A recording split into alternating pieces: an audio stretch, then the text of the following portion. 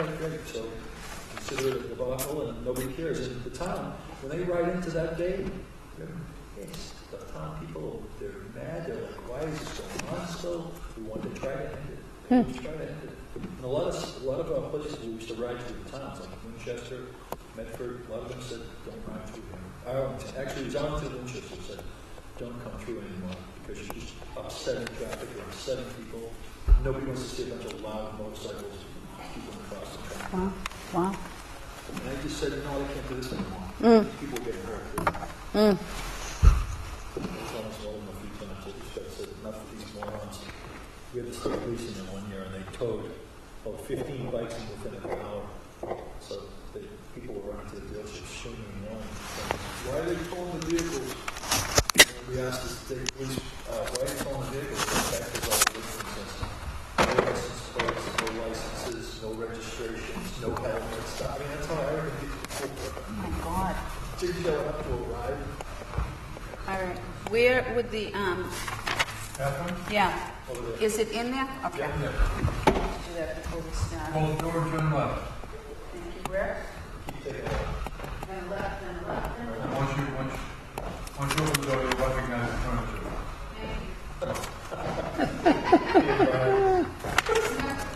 Took you a minute there, So was it, did you guys do a live broadcast of the Waterloo outside during the day when they were holding signs? I was getting reports from people saying that they were getting a little aggressive with the train. Today? Yeah, I don't know what. Oh. how you define Oh, it. you mean the yes and no camps?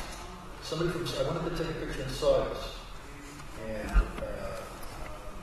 somebody came up there, and his friends with me, like, so they said, what are you doing up here? You know, and he says, yeah, I just came from there, but I usually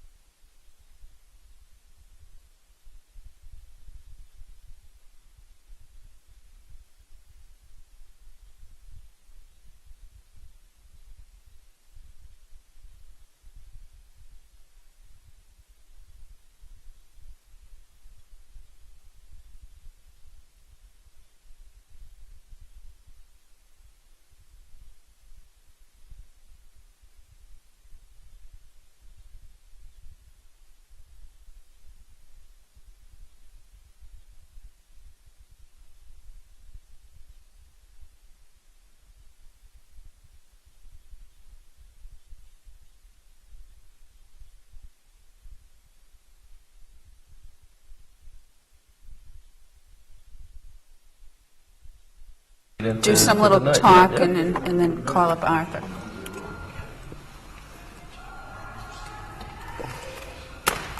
Yes.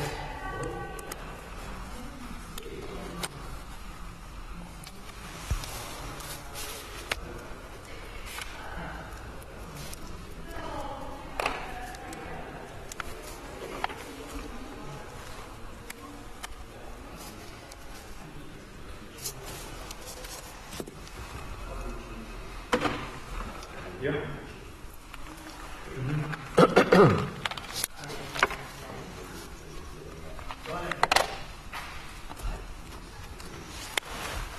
Hello, and welcome to this year's coverage of the 2013 elections here in Revere.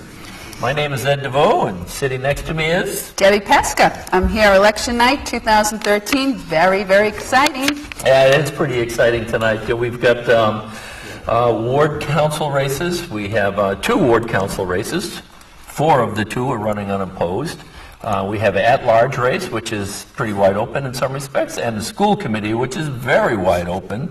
And then, of course, the huge question tonight is the Absolutely, casino vote. the casino question, Yeah. and that will be, we'll be checking back and forth with East Boston and trying to get our results from Revere as well, and we're going to keep on that. Yeah.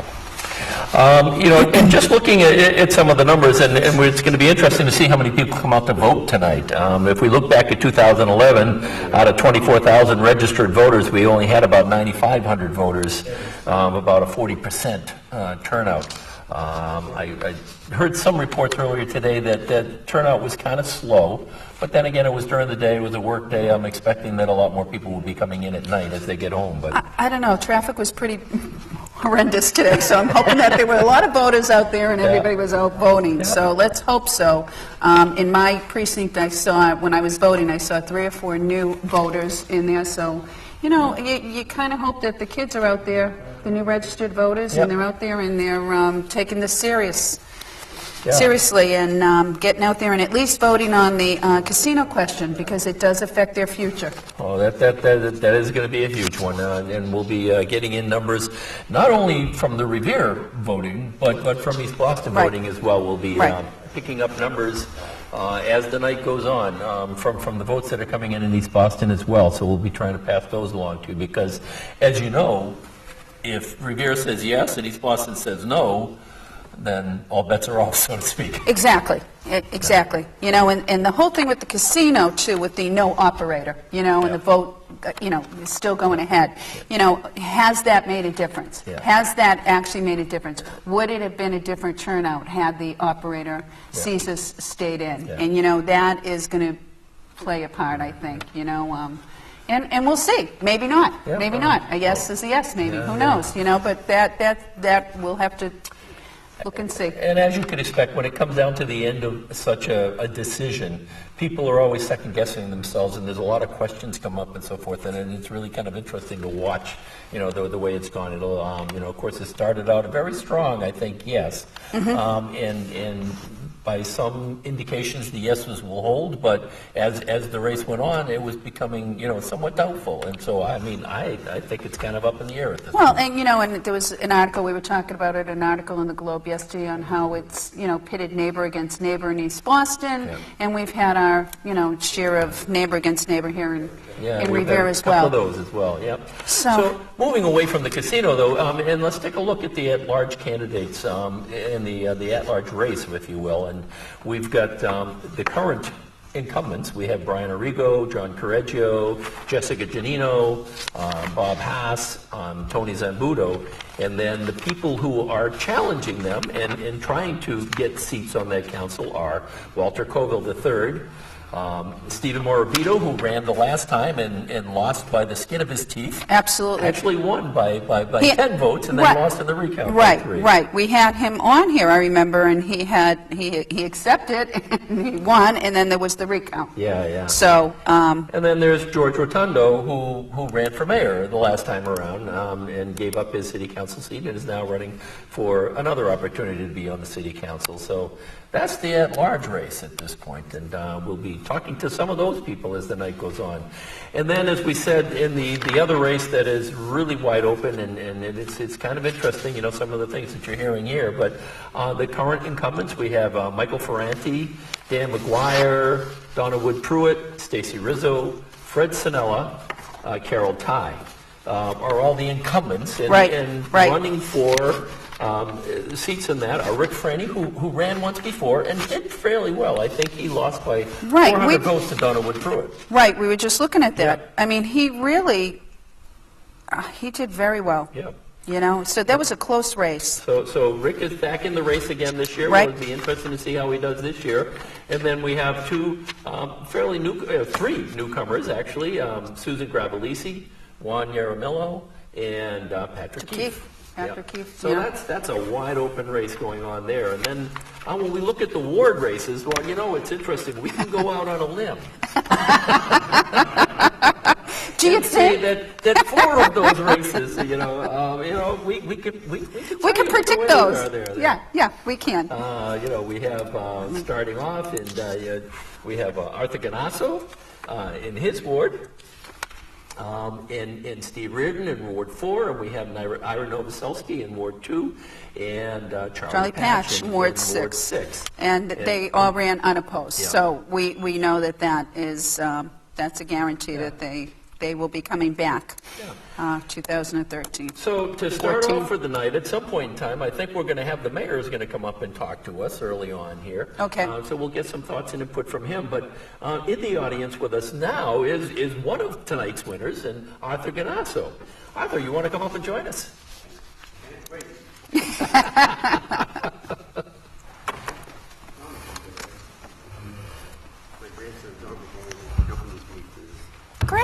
Great. Pull that microphone right over.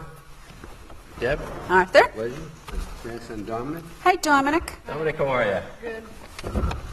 Well, here we are. Yeah, it was a tough race, but you won it, huh? Well, you know what, Ed, I give the fact of that is that we work hard every day in servicing Ward 3, and the response time to people's requests is I do it on the same day or the day after. I make it as quick as possible, be as honest as possible with them. If I can do something, I'll do it. If I can't do it, I'll be honest with them and say, well, it might take time, we might work it out. But first of all, before I get into that, I would just like to, first of all, thank my family, who's always been there with me, whether I have an opponent or not. And they come and they work hard and they believe in what I have to do.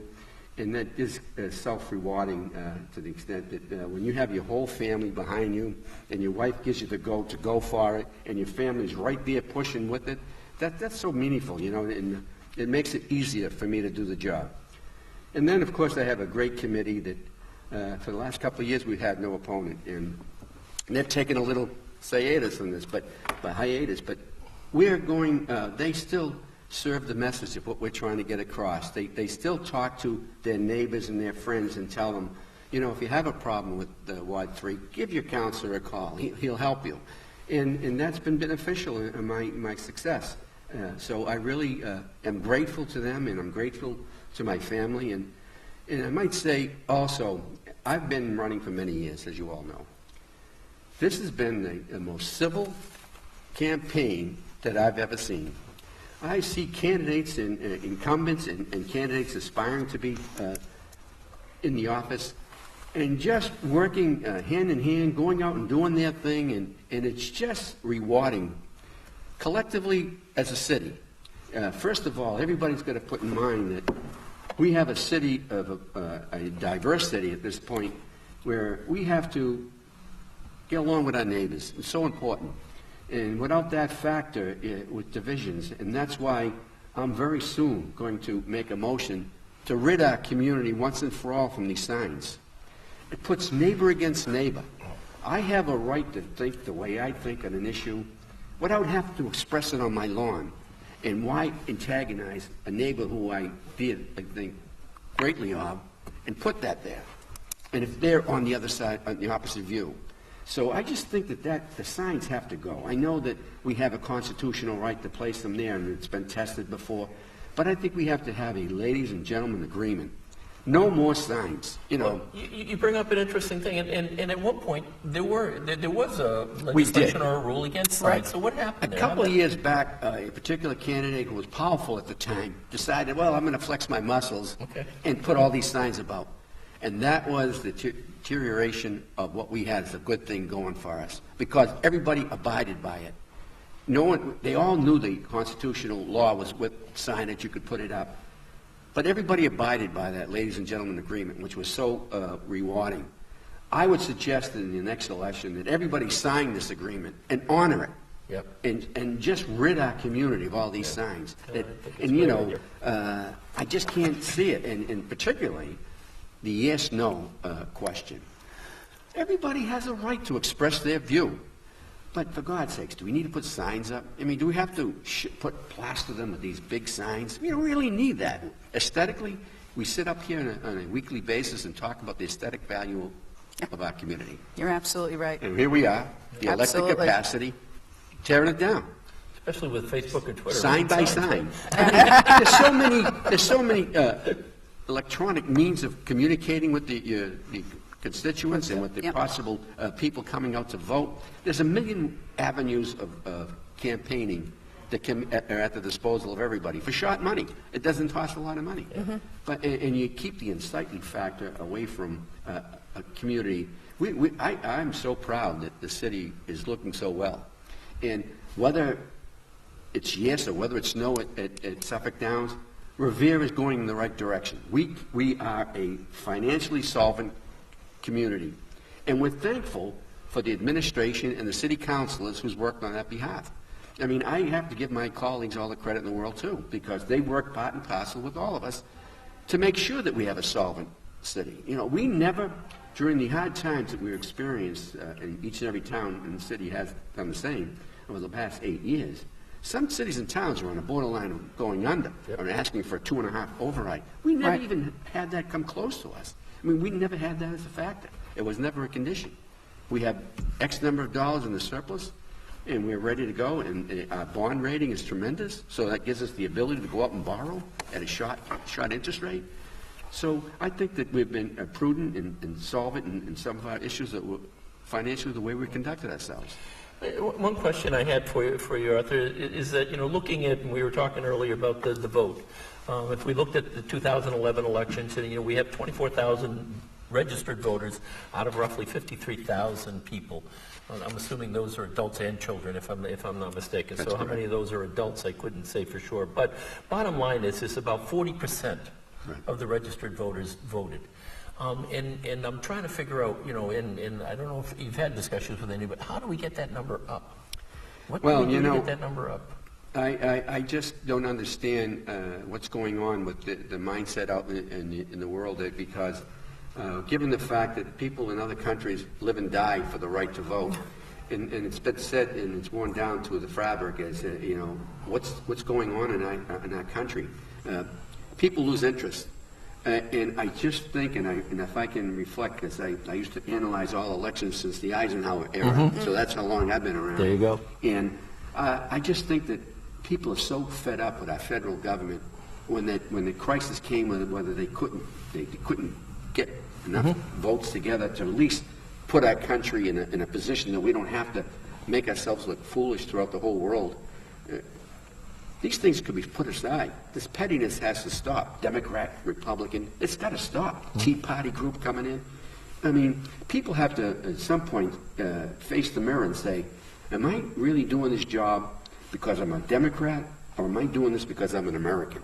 And am I doing this because I'm civic-minded, or I have an ego head? You know, so if they come to grips with that, I think our country's going to be a lot better. I mean, I just feel that the federal government, the senators and reps, congressmen, shame on them. I mean, shame on them for the manner in which they conducted business this past year and making us look so foolish to the outside world. I mean, it's just, there's enough room out there to make me foolish, but why this? I remember earlier this year, we did one of the news articles, I think it had to do with the ethanol trains and how the local government, along with the state delegation and the federal delegation came together to get something passed to kind of basically force Global to say, enough. We're not going to do this. And I'm saying, imagine if we could export that to Washington. How great things would be. Yeah? Well, I just think that the people mindset worked in that particular fashion, and because it was told by everybody that, this is a federal situation Right. and you can't change it. Yeah, yeah. I guess we could. Yes, we Yes, can. we can. And I just Absolutely. think that if there's enough people out there conscious enough to take into consideration that their power of vote is very important, and express their views in a fashion that people who are in leadership capability have the right to change things, Yeah. for the good. Yeah. And coming back to the local vote again, and one of the questions I've always had in my mind is that, we've gone through a huge demographic change within the city. And if I look at, the mix, there's a large Latino population, a large Middle Eastern population, and one of the questions is really how invested, how involved are they in the local politics, and does that have some bearing on the low turnout in the voters because maybe they're not participating? Well, I just got What's reelected. your I might get experience impeached there? after my thoughts of today is the last national election, I saw quite a few people of diversity coming to the polls. I was at the polls today and I didn't see that. Mm-hmm. And I just feel that I'd be very hurt to think that they're just going out for a particular person because of that certain diversity. I would just think that people come out to vote for people who are going to do a good job for their government. And I'm just kind of disheartened by the fact that I didn't see that today. And that's going to show in the numbers. That's going to show, and there are a certain percentage of people, you have to take that into consideration, that only vote on a national level, which I think is insane in itself. Right. But, Right. I'm kind of disappointed in that. Well, it'll be interesting, and that was the reason why I asked the question is because it probably, if that is in fact the case, it says that we, as a city, our government, need to kind of look at what do we need to do to get those people invested and participating, because it's the key Truthfully? to our Well, future. and it's like he said, they did vote Yeah. 2 years ago. They did- certainly they did, knew and they enough to came out come in up to numbers. vote 2 years ago. Absolutely. And if the national government, if the national agencies can bring these people out to vote, then why? And I think this city and I think Danny Rizzo did an unbelievable job in first accepting that challenge and bringing it to the table. I mean, he gave them every opportunity in the world to be out here and to participate in today's election. Yep. And it didn't happen. I don't think it happened. Yep. And that's what I said, it doesn't look like, and we'll Right. find out We'll later find on out, tonight. yeah. And if Yeah. not, then, You get what do we important do? issues facing us, and I think that I think there's always, you get the best results when the numbers come out, when you get the greatest percentage of the but of course, you want them to come out with an educated decision. You don't want them just to come out for a crazy reason because of color or race or creed or whatever it is. You don't want that. Absolutely. And I just think that I'm very upbeat for the city of Revere. I think that the people of Revere should feel proud of their government today, and I think that they can rest assured that, all these new schools, new fire and police station, new fire apparatus, new police cars, DPW is going to get some help. And if in fact the casino does come into being, we're going to have the finances to do some of these things that we'll never would have had the opportunity to do. And I just think that we'll see after tonight. I got early predictions, I guess, from East Boston that the yeses were outdoing the noes by maybe 5 to 8 percentage points. But that's early, and that's on the exit polls. Well, there you go. That's The exit- our first, Well, our first report. exit polls are exit polls. I Yeah. believe in Take it that. from where you get it. I believe in Wednesday morning's tabulations. All right, of the vote. how about giving us, what do you think about Counselor at Large? What do you think's going to Well, I happen? think it's a very interesting race. We got 5 very good sitting councilors that I serve with. And, do I think something could happen? I possibly do, but I could never venture to guess who it would be. Okay. I think there's more of a challenge in the School school committee committee. race that those candidates work their tails off. They work very, very hard. Not to suggest that the council at large didn't. They did too. And I just think that I'm very interested to see how that school committee vote turns out. And, obviously I'm very interested in the council at large because I sit with those individuals and ladies and gentlemen that I serve with. Again, I have nothing, and I already gave them praise earlier because they were part and parcel to what the good things we've been doing these last few years. And so I myself didn't do it alone, but we did do it with the former mayor, Tom Ambrosino, who was a great mayor. We're now continuing on with a good mayor, great mayor, with the future of Dan Rizzo. So I think he's going to have some good people to work with, and I think I'm very happy to get going with them. And, you know, I just think there's an opportunity out there for us to grasp some additional money. Let's grab it. Let's do it. You know, because we're always strapping up here. I wish we could afford this. I wish we could. Well, the wish is over. Let's let Santa Claus come. Right in time for the holidays. Well, who knows? You never know, Deb. You know, these things happen. No, you're very upbeat, Arthur, and I think it's great, and I think it's wonderful that your family's out here. Oh, They're they- supporting you. You have a great family, and I I have think a it's son awesome. that drives me crazy. That's Go okay. out here. We got to go out here. Arthur, I don't have an opponent today. But we have to do this. We have to do that. I think then it's he great. brings my other two in that I didn't want them to come out in the cold, and they were out there too. So without an opponent, we were still out there visible. We were Right, still out there right. doing our thing as if we had an opponent. Yeah. But we didn't stay as long at the polls. And you're here. You're And I'm here. here. And you're here, and you're the first one here, and Well, I think it's great. I love to come here because election night is like Christmas Eve for me. Yeah. I absolutely love election night. And I told you, when Eisenhower was running, I was sitting there in those days, sitting in front of that tube, and we were getting it.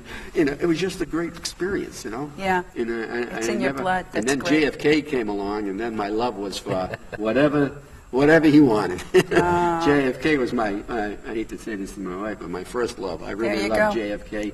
I named my son Arthur Kennedy Guanasso Really? after my dear friend, the president. So I really enjoy politics, and I enjoy serving people. And when I accomplish something, I get a big kick out of it.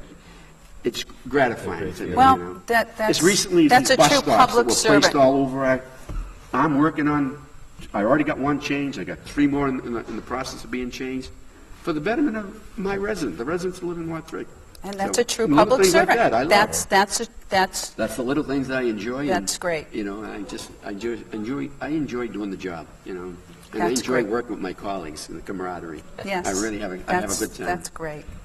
Yeah, you know, and speaking of, you know, working with your colleagues, Richard Penta, during the Ward 1 debate, I think what brought up the fact that, you know, things are much more positive on the city council than they have been in a long, long time. And he talked about, you know, trying to keep more of a positive outlook on things and to kind of reduce some of the negativity, and you spoke to that. I serve with 13 different city councils. And I'll tell you, the last group I've worked with, are second to none. I mean, we work out, we differ on the situation. We're out having dinner right afterwards, you know. You can offer your opinion, just like I say with the signs, offer your opinion, but you don't have to place it all over the world. You know, and let it end at some point. Don't carry this thing on, you know. And I enjoy their friendship, and I hope they enjoy mine, because I really do. I really enjoy it, and I love politics. Great. That's All right. And as the saying goes, if you can't have fun doing what you're doing, don't do it. The day I don't enjoy it, it's the day I resign. You know, There it is. I mean, There it is. the day that becomes a it's burden very to me. apparent. I do not wake up in the morning saying, "Oh, I hope no one calls me today." I mean, I enjoy the challenge. Call me, whatever, you know, and I enjoy it. Some people might be happy, some people might, you know, but I tell the truth. If I can do it, I do it. There you go. You do That's the best great. you Can't can. ask You for do any the best more you than can. that. No, that's awesome. Oh, Well, wait a minute. congratulations. We got another I- winner I- walking I- We have through the another door one. here, so I'm- What'd you say? You had another winner? Another winner is walking through the door here. My good friend, Steve Redden. Arthur, thank All you right, very, well, Arthur, very thank you very much. much. Thank you. Thank you. Congratulations Thanks, once Ed. again. Enjoy your trip. Thank you, I will. God bless. All right, take care.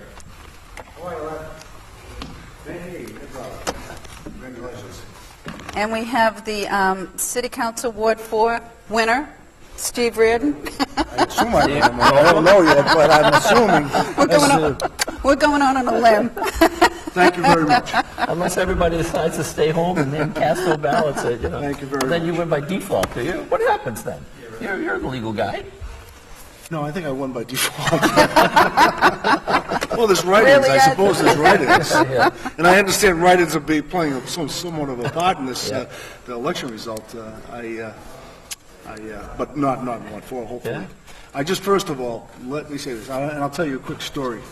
When I first ran, I remember having a fundraiser down at the Legion, and my beautiful, beautiful wife was there, who done so much for me, and I forgot to thank her. Okay, so you do that right now. And I'm going to thank my beautiful, beautiful wife, Darrell, for Right? everything she does for me, because it's incomprehensible. It's something that I absolutely appreciate, and let me thank her first and foremost. Let me also thank the rest of my family, who are obviously part of my candidacy and support me. And I want to thank, most importantly, the Voters Award for their confidence in me, such as it may be expressed this evening, but most importantly that they, well, obviously no one ran against me. And I know that means a lot of things to different people, but to me it means that I'm at least making my best effort to do the best thing for Ward 4. And I really am, I really do. I'm the Ward 4 counselor. I take that job very seriously. I have been out in storms, clearing roads, taking trees off the streets, and dealing with down wires and down trees. I respond to as many constituent issues as I possibly can. Plus, I'd like to think that I represent the ward on the city council favorably as well. And I do my best. I really, really do. And I'm not perfect. And I the first one to admit that. My lines are open. My telephone line is open, and I try to respond to everybody. And I'd like to think that everybody thinks I'm doing a good job. I'm trying my best. That's all. That's the best I can tell you. And honest to God, I think we're moving forward. And obviously I have some issues. We have the casino vote tonight. Yes, And, yeah. We're going to go forward one way or the other. So. Well, and I guess that's been a kind of a question tonight. What happens, one way or the other? What's going to happen? If it doesn't pass, what happens? Well, and I've expressed this to some of my brethren. I'm concerned about two things. First of all, if it doesn't pass in either East Boston or Revere, or if it does pass in Revere and not East Boston, and if the Everett proposal doesn't get approved and the Milford proposal doesn't get approved, both of which are issues, where do we stand then? There is a District A in the casino legislation that comprises Eastern Massachusetts, and Eastern Massachusetts now has 3 applicants, and there's no determination yet as to which or the other of them are actually going to pass muster with the Gaming Commission and/or the electorate. At this point, I wonder what will happen if there's a vacuum, and I know that, and I'm suggesting this in an offhand manner, but we have a huge area down at Wonderland Park. If Revere votes for a casino, I'm actually wondering what happens with the legislation. How does it work out if East Boston, for instance, doesn't go and Revere does? And I'm very, very, very positive about the casino. I know it's going to bring problems. I honestly do. But at the same time, and I've said this before, we have a gaming industry in Massachusetts that is long-standing. 75 years or better, Suffolk Downs has been a gaming industry. 50 or 60 years ago, it was not unusual to see 25,000 people at Suffolk Downs on a Saturday or Sunday afternoon. Yep. We had no problems then, or the problems that we had, we were able to deal with. We're probably going to see less people on a daily basis there. I don't understand why people think that we can't deal with that, because we can. Yeah. It's an industry. We have no other industry in Revere. We have nothing we can count on as an industry, as a signatory industry in Revere, other than Suffolk Downs. And I think that we need to preserve this. I think we need to preserve the gaming industry, and I think this is a step forward. Hopefully as it's planned, it'll go forward. But I'd like to see us pursue this, even if it doesn't. Okay. Interesting. Yeah. So we were talking, Arthur, earlier today about the vote, and it's an issue that just keeps coming up in my mind in terms of the turnout, and just asking for opinions and thoughts about how do you drive up the rate of voters? What can we do to get more people voting? My understanding is, from what I've seen today, that this is probably the most positive election that we've had in a long time. I was at the Lighthouse, where Ward 4 Precinct 3, and this afternoon, and we had about a third of the registered voters, I believe, had voted at about 1 o'clock.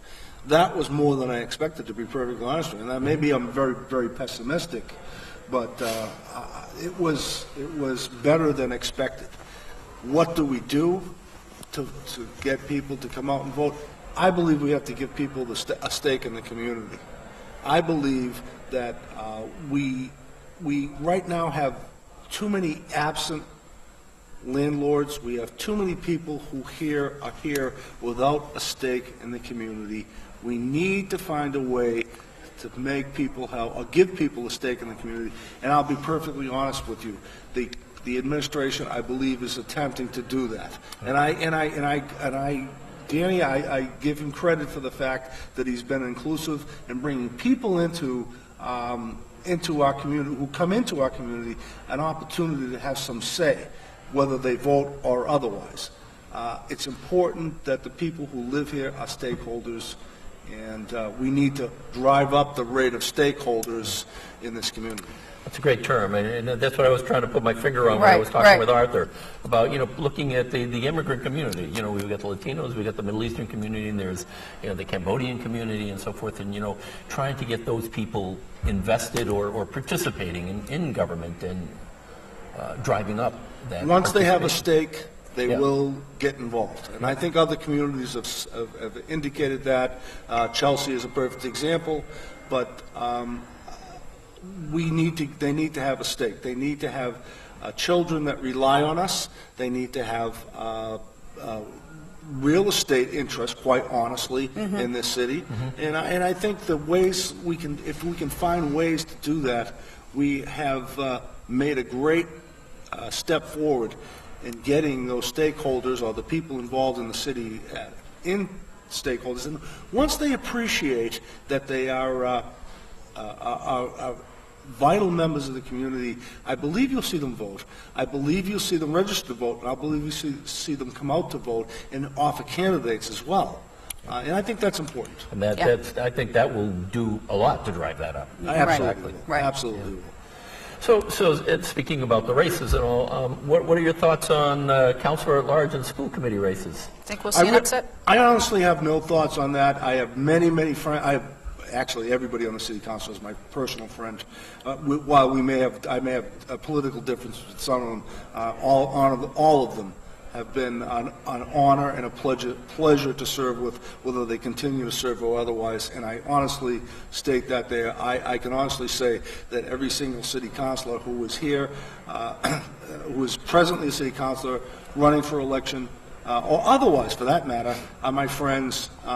If there are new city councilors that I'm not as familiar with, I certainly hope to make their acquaintance, and I certainly hope to move forward with them as well. Again, I have no opinion whatsoever. It's important to me that they've participated in this democratic process. It's really, really vital to me that people have the guts, the courage to come out and put their reputation on the line.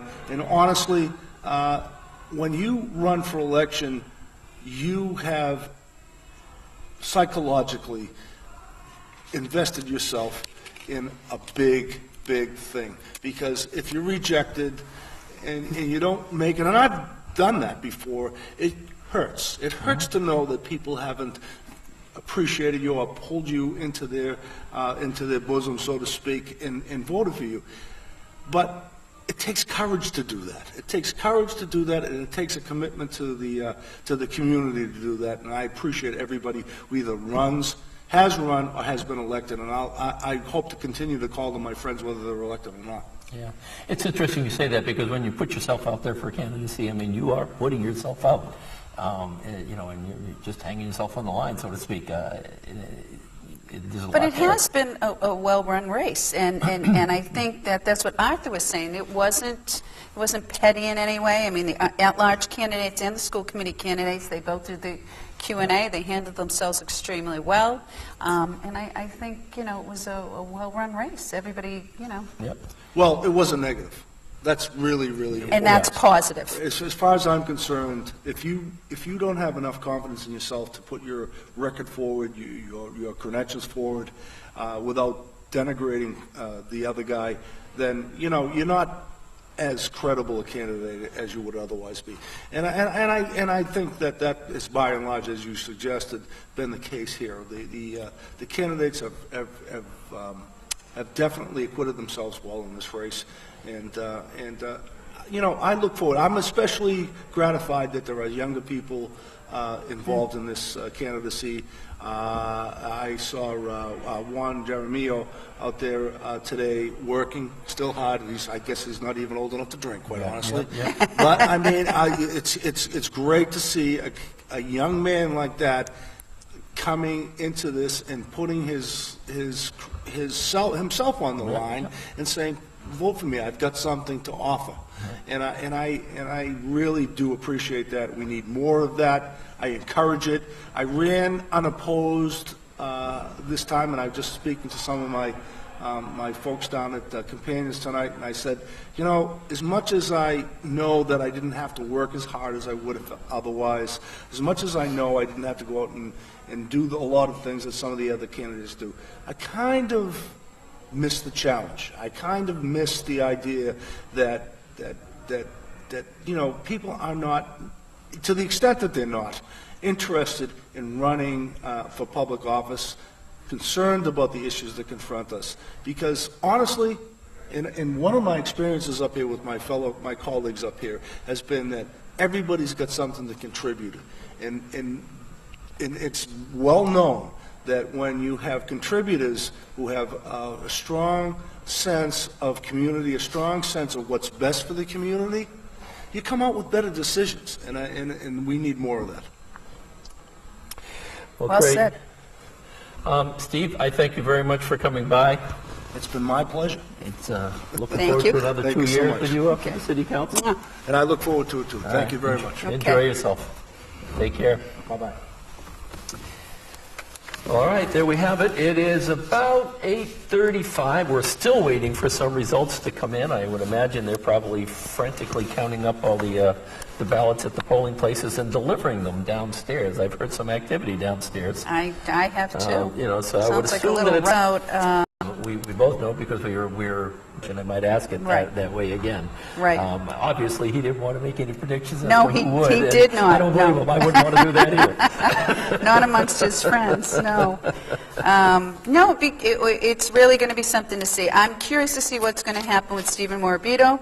That is what I'm, you know, keeps catching my eye. That 3-vote last time, I think that's, you know, that's where we're going to be. Well, the other thing we talked about too, you know, earlier tonight, and I'm not sure we brought it up since we've been on the air, is when you look at George Rotundo, you know, he ran for mayor. And in the last election, he garnered about almost 4,000 votes. And if you look at that and you post that 4,000 votes in the at-large, that would be enough to put him into one of those at-large seats. Right, and you know, you're right. You're exactly right. It was he got 41% of the mayor's, you know. Yeah, but the you know, vote. so would But, everybody yeah, well, I that was- voted for him as mayor vote for him as a councillor at large? That is the question. And again, And we'll you know, see. where has he been? Was he, you know, was he campaigning a lot? Was he out there? Was he out there enough? You know, we know his name. Yeah, and then again, the other candidate out there, you know, of the 3 or 4 that are running, you know, Steve Morabito. You know, Steve, as we said earlier, lost by, or originally won by 10 votes. Then there was a recount, and during the recount, he ended up losing by 3 votes. So he came very, very close to knocking John Correggio off. So does he still have that strength? And let's talk about Colville. You know, Walter Colville, you know, right? he's brand new. We don't know what's going to happen there. Yeah. We don't even we don't have numbers on him. He And- did and, very you know, well on the He did a very questionnaire. good accounting of himself, right? Right. Exactly. You know, he's served in the Army and National Guard. He studied criminal law. He's a corrections officer. You know, he has a very good background. You know, we'll have to see what happens with that. So, Yeah. you know, the 3 good challengers in that race. Yeah, and you know, it's like, I mean, you have a pretty good sense of who you think is going to make it, particularly in terms of some of the incumbents that you think have their strong camps, and there will be those who voted for them in the past will come out and vote for them again. But you just never know. You know, It's like trying to, as they say on football games, any given Sunday. You Right, know? and then you have to see their position on the ballot as well, and that's the other thing, again, do they go down and vote for the first 5? I mean, it's that, Yeah. it's that kind of thing as well.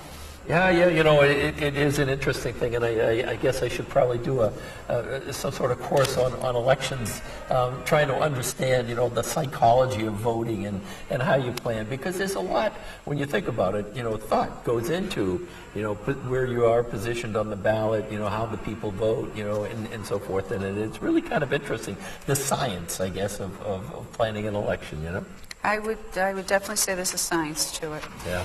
And then we could talk about the school committee. I mean, here we go. Now, if I think if you ask, 100% of the people, 100% would say that they think there might be one upset at least. Yeah. So, if not a few. I think just about everybody we've talked to so far says they think there are going to be some changes on the school committee. Yes, yes. It's just a question of how many and who. And I think it's more because of the strong campaigns, that they've run. Patrick Keith has run a very strong campaign. Rick Brenny has run a very strong campaign. Susan Gravellisi, and he was just mentioning Juan Caramello. Again, what a great kid. And you look at the success of the school system here in Revere. I mean, the awards that the school systems get, the great job that Dr. Dakin's been doing, and all the teachers and so forth, and the school committee has a part in all of that. Absolutely. So by all accounts, these guys have done a very good accounting of themselves, in their terms. Many have been there for quite a while, Exactly. for years. Exactly. And so now you've got all of these new people that are coming in to run, and so what is the will of the people, if you will, in the sense, are they looking for a change? Not to say that anybody's been doing a bad job, but do they just want to see a change? Not at all, because you're absolutely right. And that's the big question tonight, I really think. That's exactly right. Do we want to keep the school committee as is, or do you want the new people in there? You want to see a change. And again, do you want to see a change? And that's the big question that I think, the challengers are asking. And I think we saw that the last time when the at-large candidates. I mean, when Brian Arrigo came in, Jessica Giannino came in, Right. Steve Morabito for a short term. Yeah. I mean, there were 3 new Right. candidates that all, by all natures, got in. Unfortunately, Right. Morabito lost in the recount. But, so people wanted to see something of a change at Exactly. that point. And so I think, in my mind, there's going to be a little bit of that. We'll see tonight. Yeah, and obviously we don't have term limits, so No. so it's the will of the people. Yeah. you Arthur know. was very emphatic about no Yeah, term limits. I did bring that up, and they didn't want me to discuss that, but Yeah. And we're waiting for the mayor to come by. He's probably out trying to get some last minute votes. Well, I'm hoping, you can't get any more votes now at this point. It's quarter of no, 9. and I'm wondering if he's just standing by to see if they're getting any some of the results for the Suffolk vote. Because we're not getting any yet. No, we've had nothing yet. So, and we have our person down there waiting for the results. Yes, yeah. I could hear the voices, and I heard somebody speaking fairly loud down there, like he was trying to speak to the crowd. So it's interesting. Maybe we'll find out. Interesting that also looking at the last election for Ward 5, John Powers, there was a gentleman, last name was Savio, and I'm sorry, I don't remember his first name, was a contender, again, running against John Powers in the last election. So this is 2 times, and of course Richard Penta again with Ward 1. So those 2 guys seem to continually run up against people who are running against them every time the elections come up. Ira, pretty much, I think he was unopposed probably the last time. Arthur, I don't know if he had looking at, no. He Absolutely not. He did not. You're right, I'm looking back at he ran opposed as well. Now, Greg Lacedra did run against Richard Penta and got 36% of the vote. We're curious to see if this has improved, what has, what percent of the vote he gets this time. So we'll see. It's the same 2 contenders. So and with Savio, when he ran against John Powers, he got like 27%, almost 28% of the vote. So we'll see how Al Terminello, who is a well-known name in the city. You're right. Al has run for councilor at large. He's run for, so the name is familiar. So we were just talking about the mayor, and here he is. So we'll have Come on up. the Mayor Dan Rizzo Yes. coming on with us right now. We'll get some of his predictions. Good evening. Hey, good evening. How are Welcome. you? Hi, Hey, Debbie, Dan. how are you? Good to see you. Good to see you, too. I guess I'm gonna ask you, being out on the street, what's the word on the street? Is it a good evening so far? Well, in Revere, it's a good evening. Yeah. Revere, I'm very, very proud of our residents who came out overwhelmingly to support this project at Suffolk Downs, who has been a terrific neighbor to the city of Revere, as you both know, for close to 80 years. Not so good news out of East Boston. And again, to our neighbors here and our residents of Revere who support jobs, who support economic development, who support local investment, I congratulate them and I thank them for their vote. My plan is, I have spoken with Suffolk Downs to see about the potential for putting the project in Revere only, and I plan on appealing to the Gaming Commission for the ability to do so. So, this is a minor setback, to say the least, but I'm not going to let all the time and effort that my administration put into this project, as well as the voters who turned out overwhelmingly today to support it, just go down the tubes without a fight. So, We're going to interrupt you for a minute because it sounds like, and I think Yeah, I'm going to I ask the just same some question. clarification. It sounds like you have knowledge of what percentage turned out, and you have some knowledge of So the a finals, percentage. if you will. yes, So the Could- final could- is that East Boston, it went down, yes, and Revere, it was approved. yes. It was a yes vote in Revere and a no vote in East Do Boston. you have any sense for what would the percentage in East Boston? I believe that, I think it could be as high as a 10% deficit. So, Really? yeah. Wow. Yeah, a lot different than we had originally anticipated. That's what, when I say, the misinformation and bad information, and maybe in some cases a lack of information, can have an adverse effect on an election like this. To turn away, millions of dollars of local repeating, recurring revenues, to turn away the opportunity to put 4,000 people to work, to turn away local investment. And I know in our community, we voted for $7.5 million of local investment. I think East Boston had a commitment of $5 million, but nonetheless, that's $5 million into their local economy. Again, this is what America is all about. Yeah. The voters spoke. Sad to say that Suffolk Downs, the track as it currently sits today, I don't know that it will be able to continue on as a horse track because, as you know, part of it is in East Boston. So there's a lot to consider here. It's a very confusing night for me. Well, for sure. But nonetheless, I can't say it enough. Our residents here in the city of Revere, I'm just so proud of them coming out really in droves. I haven't seen an election like this. I'm not sure when I ran for mayor 2 years ago that they came out in these numbers. So I'm very, very proud of their. We were just talking about being said, that. because we were wondering about, what the turnout would be tonight. Did you get any sense for how many people voted? What actually? percentage? The overall percentage of voters was, it was probably in the mid-40s, maybe. Don't quote me on that. I'm not sure. No, but we're it still was- waiting. We'll get the numbers later on. Yeah. We were kind of curious because we were talking about the number of people who voted the last time around and what it might be tonight. So let me just ask you again. What would be your proposal now? What would be where would you go with this now? East Boston has said no. Revere has said yes. Where would you go with this? Well, there's certainly options. One would be to put it on the Revere side. We own 51 acres over there, or the Suffolk Downs owns 51 acres that lies in the city of Revere. So we do have that option there. And they also own other property in Revere. So, there could be some other options there. I don't really know right now. I think this is something that we're going to have to talk about.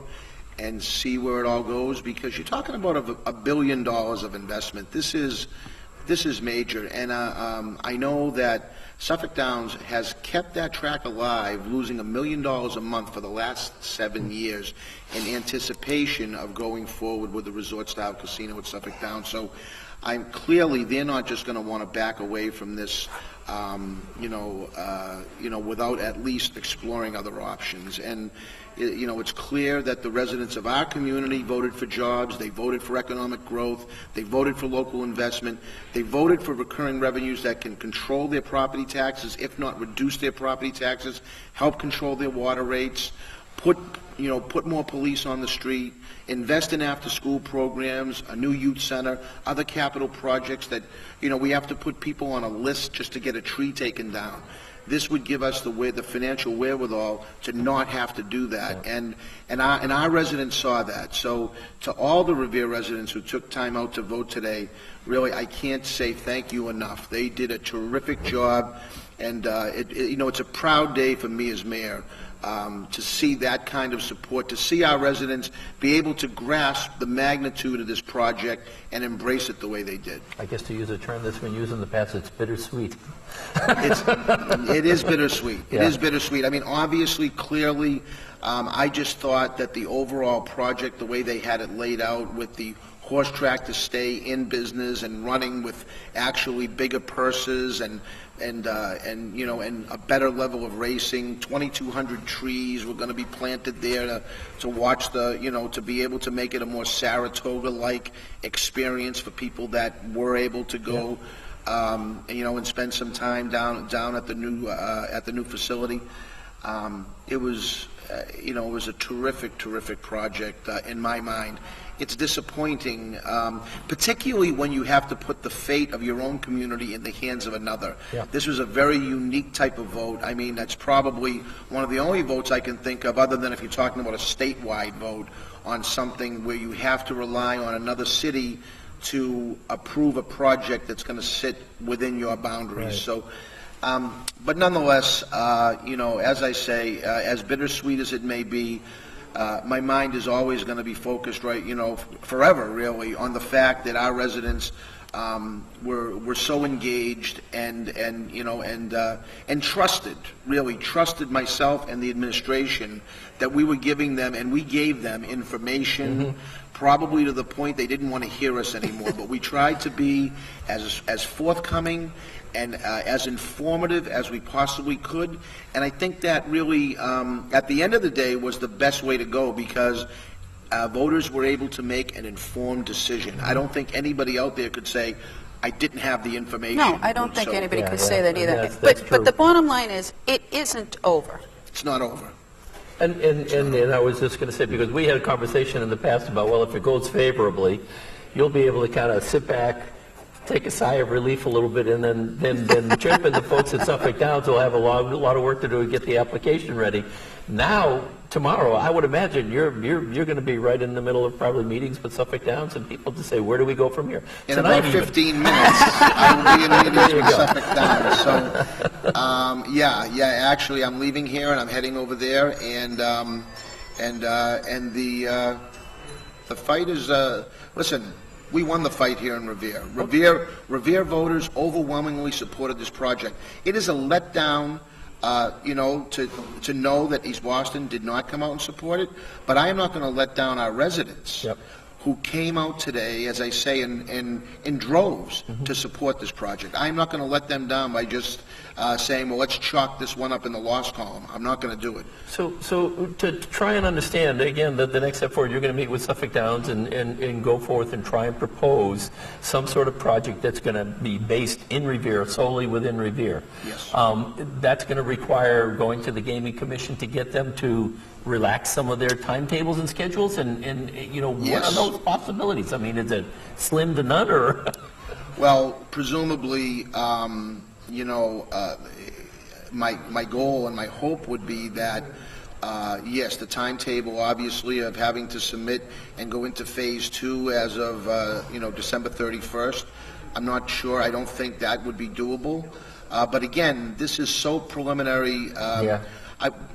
as much as we've speculated what happens if Revere votes for it, what happens if East Boston doesn't, what happens if East Boston votes for it and Revere doesn't, we've had these conversations, but we've never had serious conversations about it because our goal and our hopes have always been to win in both communities. So you don't, I mean, as much as you always want to have a backup plan, we were so focused on winning in both communities that we never really had these conversations.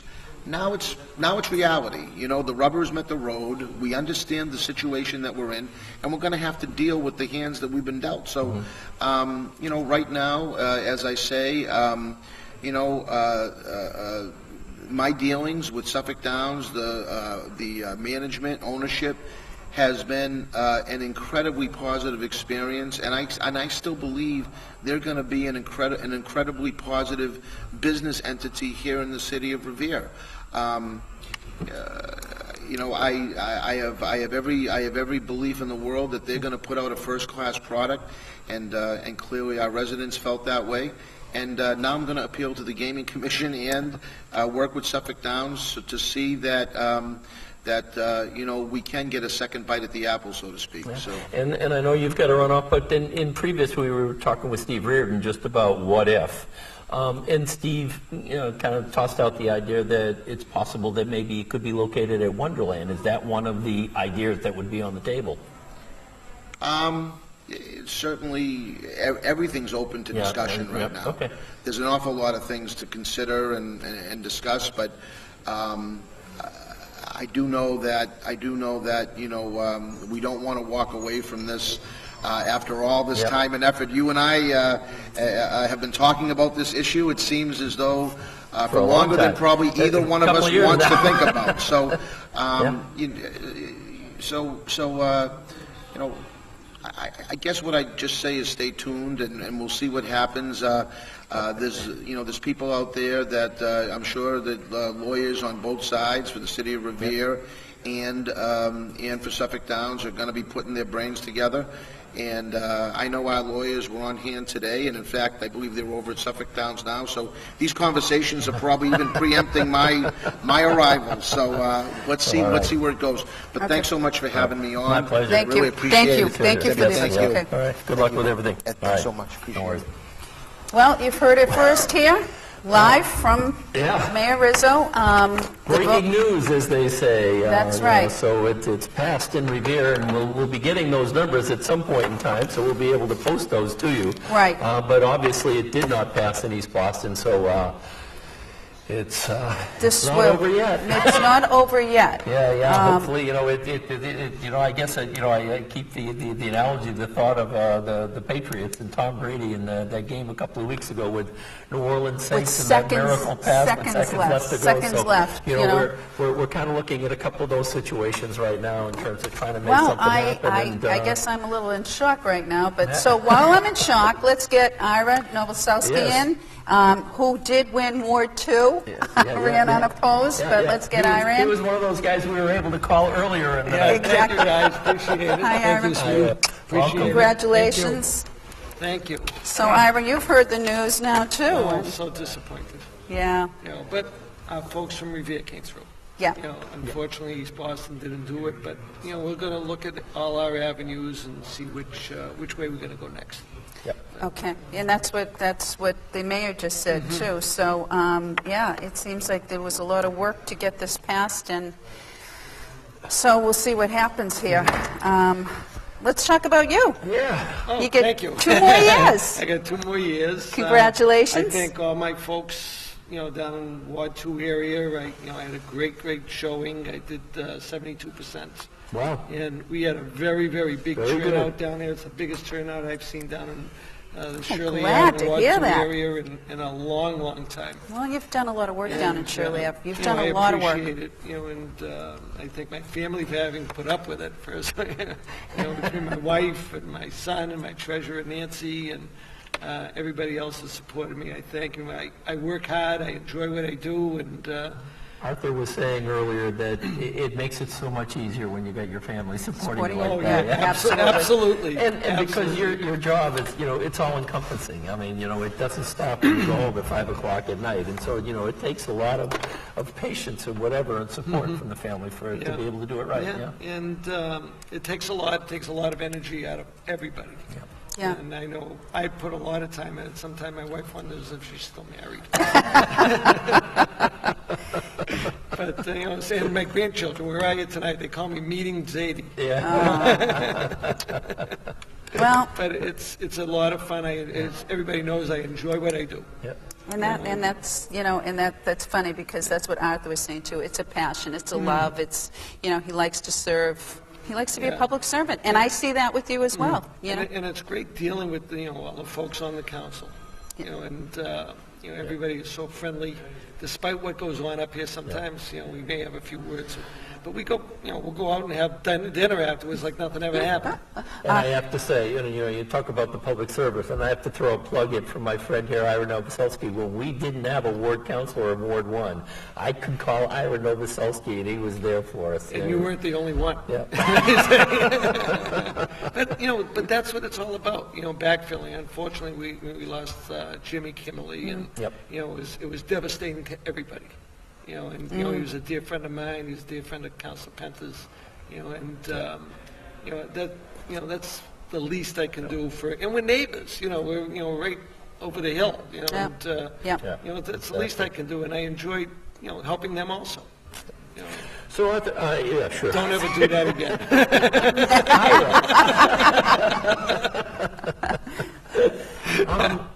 Looking at the other races, at-large race and school committee, because we see those, particularly the school committee, as being wide open.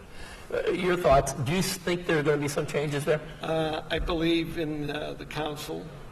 From what I heard in the rumor mill, is that we do have a new council. Okay.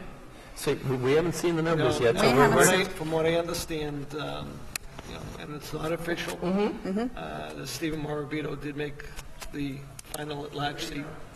We were talking about that earlier. And which I'm glad. It gives me an extra boost for Ward 2 and the Shirley Abbey area on the council, because now we got 2 votes up there. Well, we're getting all our election results unofficially. You're going to have to get more people. John, do you have election results? Because we'll get you up here soon, too. He got results. Did he win? Good. All right. That'd be great. So obviously there's a change. I think I can say that I'm pretty confident to that. And Jessica Giannino topped the ticket.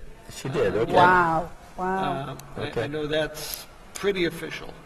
And I guess Council Zambuto came in second. Okay, so this is what we're hearing. We're hearing. All right, so we got Janino, Zambuto, and Morabito's in. And it's funny because we were talking, of course. Okay, we are getting results. We are getting results. We are hearing live that we are getting results.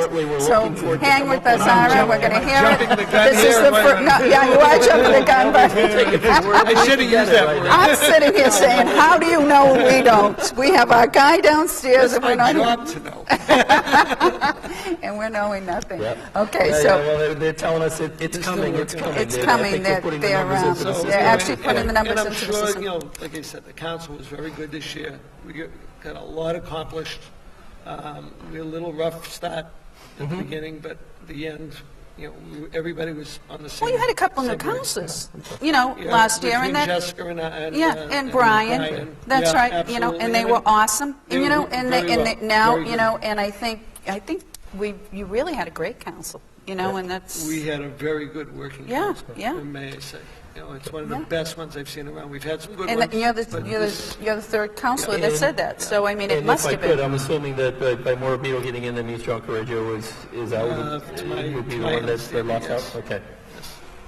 All right. Well, we'll find out. We will find out. Okay. I know. Speaking of Jessica, Yeah. and so And- we've got. And I know she's waiting to come on along with John, but I don't know Okay. what's going on. Okay, with the so we school do have department. results. I'm seeing a hand up, which means we have We're- results. oh, Oh, here here we we go. go. Here are the Okay, results. Here all they right, come. so 7 out of 21 precincts counted. Okay. So we have Arrigo with. Whoops. Lost it. No, we just lost it. There we Okay, go. We have Arrigo with 1,321. We have Correggio with 1,217. We've got Jessica with 1,850, so she's the top. We don't have these in any order, so I've got to try and figure out what, 1,500 for Rob Hass. And we've got 1,400 for Tony Zambuto, so it looks like... Zambuto and then was Morbido. 1,453, so there's 1, 2, 3, 4... 1453. I'm doing this as we're talking. And Bob Hass would be the 5, okay. Brian. That's So 7. John Brian. Correggio had 1,217. Okay, That's a third. 1321, right? Am I right? so there we are. Morbido. Yep, Okay. and that's 7 out of 21, so... So we still have, still we have have some, more reasons to I would still say we'd need about 4 more precincts to really, I mean, I don't see it, I mean, if we're looking at it, you know, it's, I guess they've pulled enough. We know that Walter Koval's not going to do anything at this point, you know, but it is close, you know, between, Yeah, and I got mine mostly unofficial from the other candidates who already have people in the street and Yep, doing... at about midnight tonight. oh, we got school, For- oh. We got Michael for 4. Now, that sort of thing occur within the school Right, committee, we'll see. right. All right, Ira, we've got some Ladies other and people gentlemen, hanging out thank you here. very much. Thank you. Thank you, much for everybody. stopping by. Congratulations. I appreciate it. Okay. And we'll look for another 2 years of progress. Okay. Thank you. All right. All right. Let's see, John, do you want to go up? Jessica? We'll... Careful. John's going to have to tell us if he won or not, because we don't have the exactly. numbers. We'll have breaking news here. John, you're gonna have to Coming in give from us John breaking Powers, man news. on the street. So I guess we can say congratulations once again, or? From what I've seen, you certainly can. Okay. And right from the outset, I want to thank my opponent for a good campaign, a vigorous campaign. We talked about issues, we had a debate. He differed somewhat on certain issues than I did, and it is what it is. I'd also want to thank certainly the voters of Ward 5 for consistently sending me up to this chamber to represent them. And I certainly will always be mindful of the trust and confidence that they placed in me. That's very important to me. I want to thank my family. We're out there today working very hard, and my special friend, Mary Ellen Martin, who worked very hard and certainly paid a major contribution to my victory tonight. And I'll always be grateful for that to all of them. But I've consistently voted against overdevelopment in the city. I don't think that's where we should be looking. We should be looking at not over residential development. I'm referring to. Our school system now has 7,000 children in the school system. We're looking at the possibility of building another school, as Dr. Dakin has said. I think that, that the people that have made this city, that have lived in this city all of their lives, I think they need a break now with regard to taxes and water bills. My understanding is that the casino vote in East Boston failed. I hope that we can work with the mayor and the owners of Wonderland to perhaps see if we can do something down there with a casino type operation. My opponent was against the casino. I was for the casino, and basically my feeling was that no matter where the casino went, if it went to Everett or it went to Suffolk Downs, Revere was going to be impacted in the same way traffic-wise, coming up 107, 1A, the Boulevard. And I felt that it was important, if we were going to be impacted, to get mitigation monies from the operators of the casino. And not only that, but also to look toward future development, maybe at the Shaw site, maybe getting rid of that trailer park down on the Parkway, which has been a blighted area for years. In fact, I met a couple of weeks ago with the owner of the trailer park and the developer that was looking to put a hotel down there, and that's a positive thing. People, you don't realize that when you build a hotel, you get initially the construction permitting money, which could run over $100,000. You don't pick up their trash, you don't send any kids into the school system. You get the real estate tax, you get jobs, you get the room excise tax. It's a win-win for the city. We're 7 minutes from an airport. I've said this 1,000 times, John. Exactly. We don't have enough, working at the airport, we don't have enough hotels. We're sending people to Woburn. We as a city should be putting up more and more hotels. I'm with you 100% on this. And my feeling also was that we've got probably close to 800 hotel rooms in the city right now. Most of those rooms, depending on the occupancy on any given night, the rate may run from 109 to 159 to 179. If in fact there were a casino facility adjacent to the city of Revere, or even in the city of Revere, those rates would jump probably to $279 a night or $289 a night, giving us probably an extra $6 per night per room in every room that was rented. So it's the Comfort Inn, for instance, gives us in real estate taxes over $500,000 a year, plus the jobs. I have a fellow that lives in my ward that works over it there. He drives the van over there, and you know it's And you're it's right. extra income. We for get these the people. jobs, and we have no kids in the school system. Yeah, and you know, and people. I don't want to see Wonderland lie dormant, but I don't want to see something develop down there that will impact Point of Pines, Oak Island, and Lower Revere Street, because those people down there have a right to be able to get in and out of their homes in a reasonable fashion without being impacted severely by traffic. So I want to see something good down there. And again, I don't want to see it lie dormant, because that's not helping the city either. Well, that will be one of the big questions. I mean, if in fact the mayor's, plan to try and put a casino here in Revere, one of the places that was talked about was possibly Wonderland, and there's huge neighborhood impact if it goes there. Well, you have, there will be impact, but at least we'd be getting some revenue. We'd be able to help people with their water bills, with their tax bills. Infrastructure repairs, streets, sidewalks, so much we could do. Oh, yeah. Right now, our bonded debt is over $140 million. That's almost to the total of our budget, which is $150-odd million. So, that's a scary thing when you stop and think about it. Well, that's what we were saying tonight. What happens if there is no casino? Where does the money come from?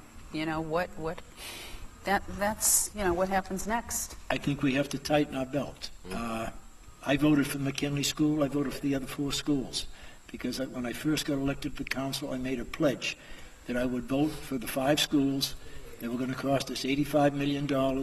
90% reimbursed was going to cost the city $8.5 million, okay? That didn't seem like a lot of money when you factored in that the Paul Revere and the McKinley were over 100 years old, and you could probably spend that money, that $8.5 million, over a 10-year period. But I did vote against the office building that they're putting into the McKinley School. My feeling was that when Dr. Dakin came up here every so often and said, our school population is increasing by 200 to 300 kids per year, maybe we should hold up on that office building and not spend that, not $2.5 million, but when you figured in the debt service, $4.7 million. Yeah. So my feeling was that we shouldn't go there. Keep the building. When the kids get out of there and go to the new school, they may need that space. Well, I've got a feeling there's going to be a lot more of those discussions Yeah, coming up I in the agree. next 2 I years. agree. So you'll be earning 100%. what little salary you get from this job. Yeah. Well, congratulations Congratulations. once again, John. I really Congratulations. appreciate you come by and You ran a giving us good race. the results. I do enjoy the job. I do it full time, and I think it is a full time job to do it effectively. And I was going to say that there's a common thread. I mean, with Arthur, with Ira, with yourself. Every one of you said, I enjoyed the job. And one of the things I said to Arthur, there's that saying that goes, if you don't enjoy your job, go do something else. So Well, I enjoy it. I'm glad you can enjoy it. And I put a significant amount of time into it every week, and I'll continue to do that as long as the voters of Ward 5 feel that they want me to represent them. Well, they've all right. spoken. Thank you very much. Congratulations. Congratulations. Good to see you again, John. Thank you very much for coming by. Jessica. We have in our audience Jessica Giannino, who seems to have topped the ticket.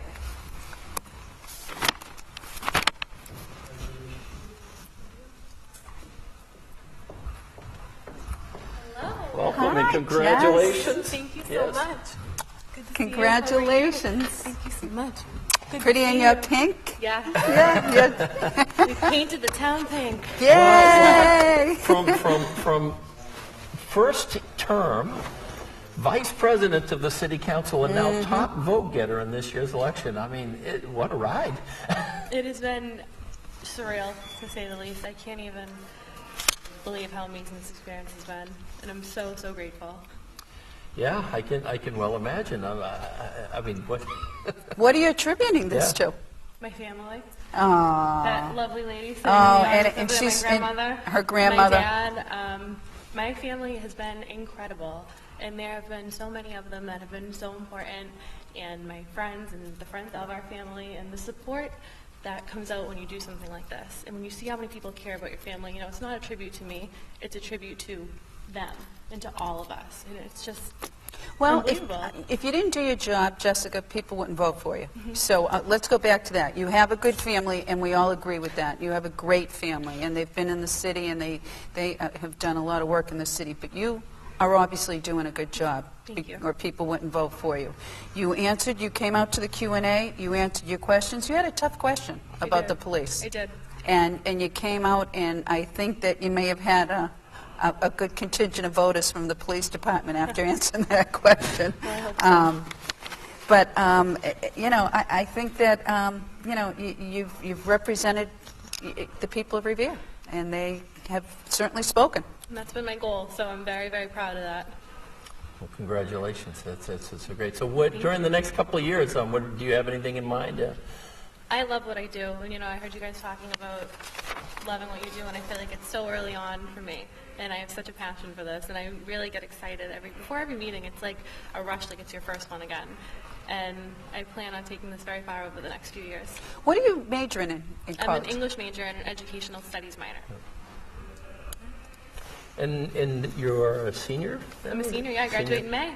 Oh, so you'll be done with your studies. Are you going on to postgraduate or? Eventually. Yep. I'm still looking into programs. I'm not 100% sure what or where, but definitely. I mean, I love school, so I'll be going to school for a very long time. That's my alma mater, and that was my major as well, English. So, yeah. So as you know, this councilor at large on the city council and looking at the issues coming up, and we've been talking about, of course, the big news tonight is that, you know, Revere voted yes on the casino, but East Boston said no. So going forward, as John was saying, we're going to have to sharpen the pencil, and, you know, there's a lot of things that are going to have to be done over the next couple of years. So you've got quite a few challenges coming up. Absolutely, and I really think it's a situation where Revere has a lot of new opportunities, and we have to really look at this and figure out what our next move is and carefully do that. Yeah. Agreed. Yeah, well, we will see where it goes in the coming years, in the coming months, actually. Go spend It's gonna time with your happen a lot family. sooner. I will. I can't wait to get back to them. Go ahead. Well, thank you so much. Congratulations. Thank you. It was so good Enjoy to see the you. celebration. Thank you so much. All right. Congratulations, Have a great Grandma. night. Take care.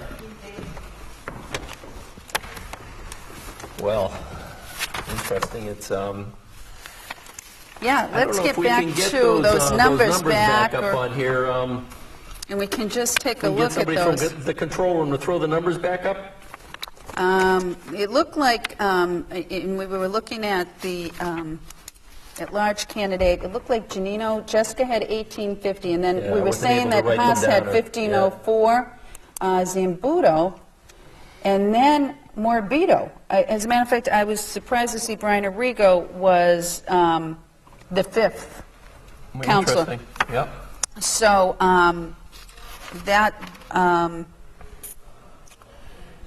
Yeah, and again, I think what we were seeing is that it was 7 out of 21 precincts reporting.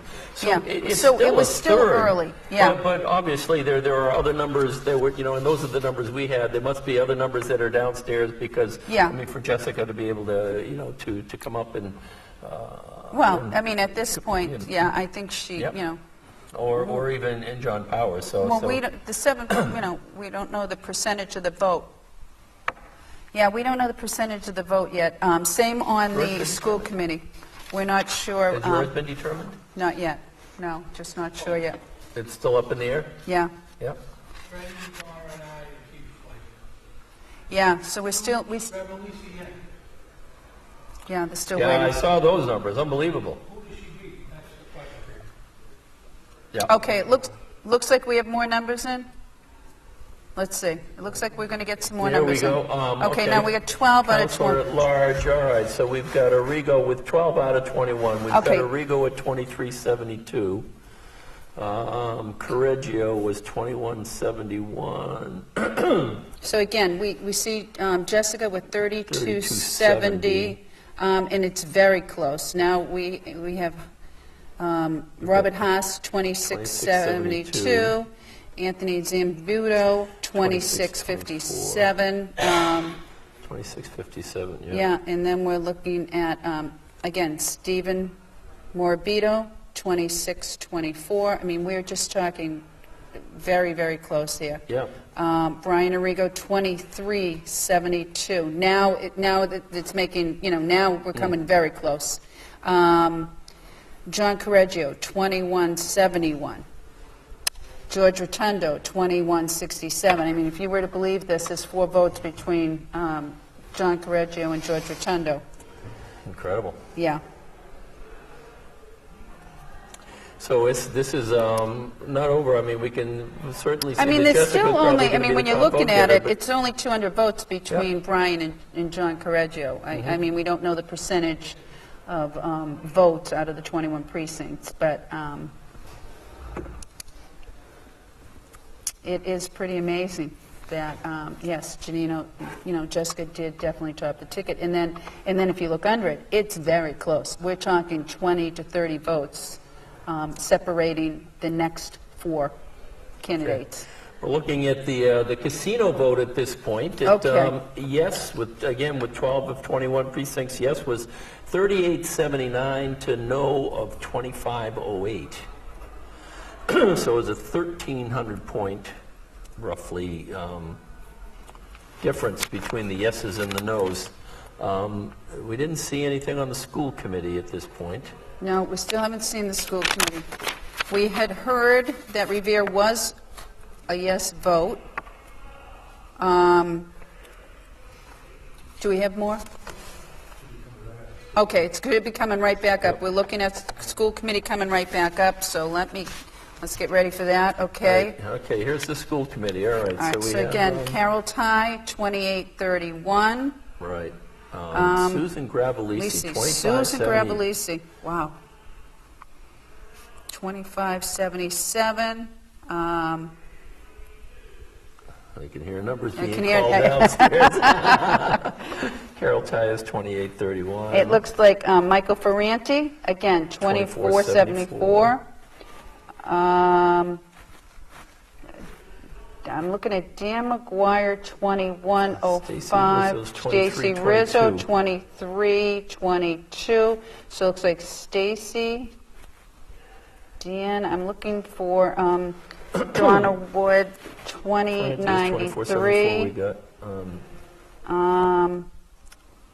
Ricky, 1628. Patrick Keith, 1809. He's still there. 2093 is Donna Wood Pruitt, yeah.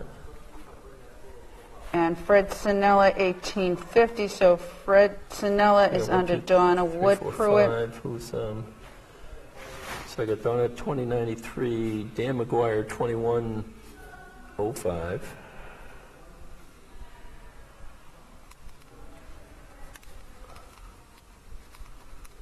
And we've got Susan, we got 1809. So that would be the 6 right now that it looks like. 1, Ty, 2, 3, 4, 5, 6.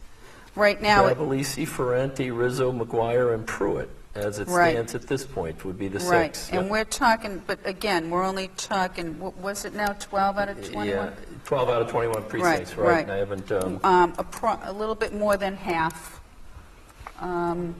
Still in my mind, half is not enough. We're still only talking,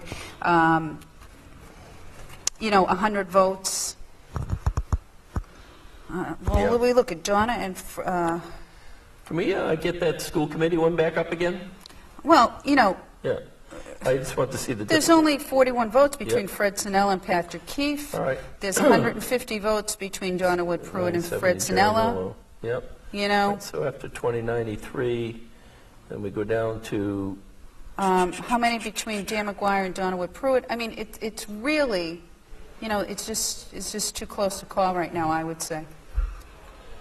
So after Pruitt, we got, right.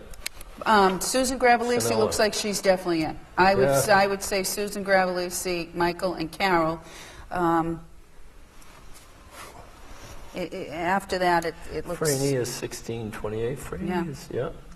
Yeah, it's still close.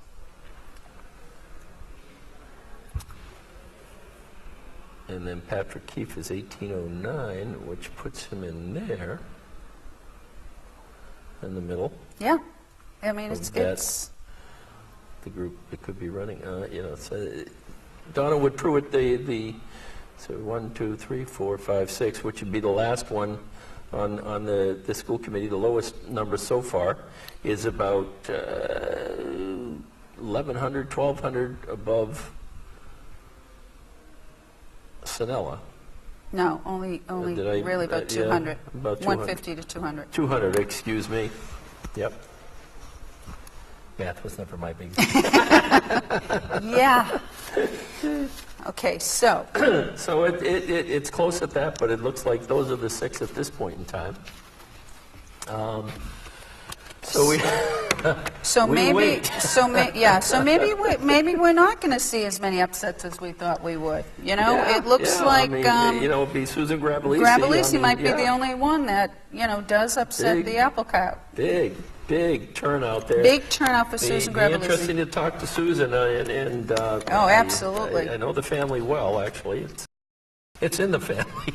Wow. And I know so maybe that we she can get her on the and- line. Well, her sisters were out there working really, really hard. I mean, they were. I saw them many nights on the streets, passing out flyers and knocking on doors, and they really, really pushed hard. And in case you haven't heard on the casino numbers, once again, the casino vote is a no in East Boston. According to Mayor Dan Rizzo, the casino vote was a no in East Boston. We haven't had official numbers, but he said Yeah. it is a no in East Boston. It is a yes in Revere. Yeah, it's going to be interesting, as the mayor said. To hypothesize or whatever at this point tonight, it'll be interesting to see as the next days play out. From the meetings with the mayor and with Suffolk Downs and the gaming commission, what those possibilities are going to be, because a lot of stars got to, I think, kind of line up. Yeah, it's, he said it was overwhelming. 2508 no, 3,879 yes. Yep. Yeah. It's, I don't know how overwhelming that is.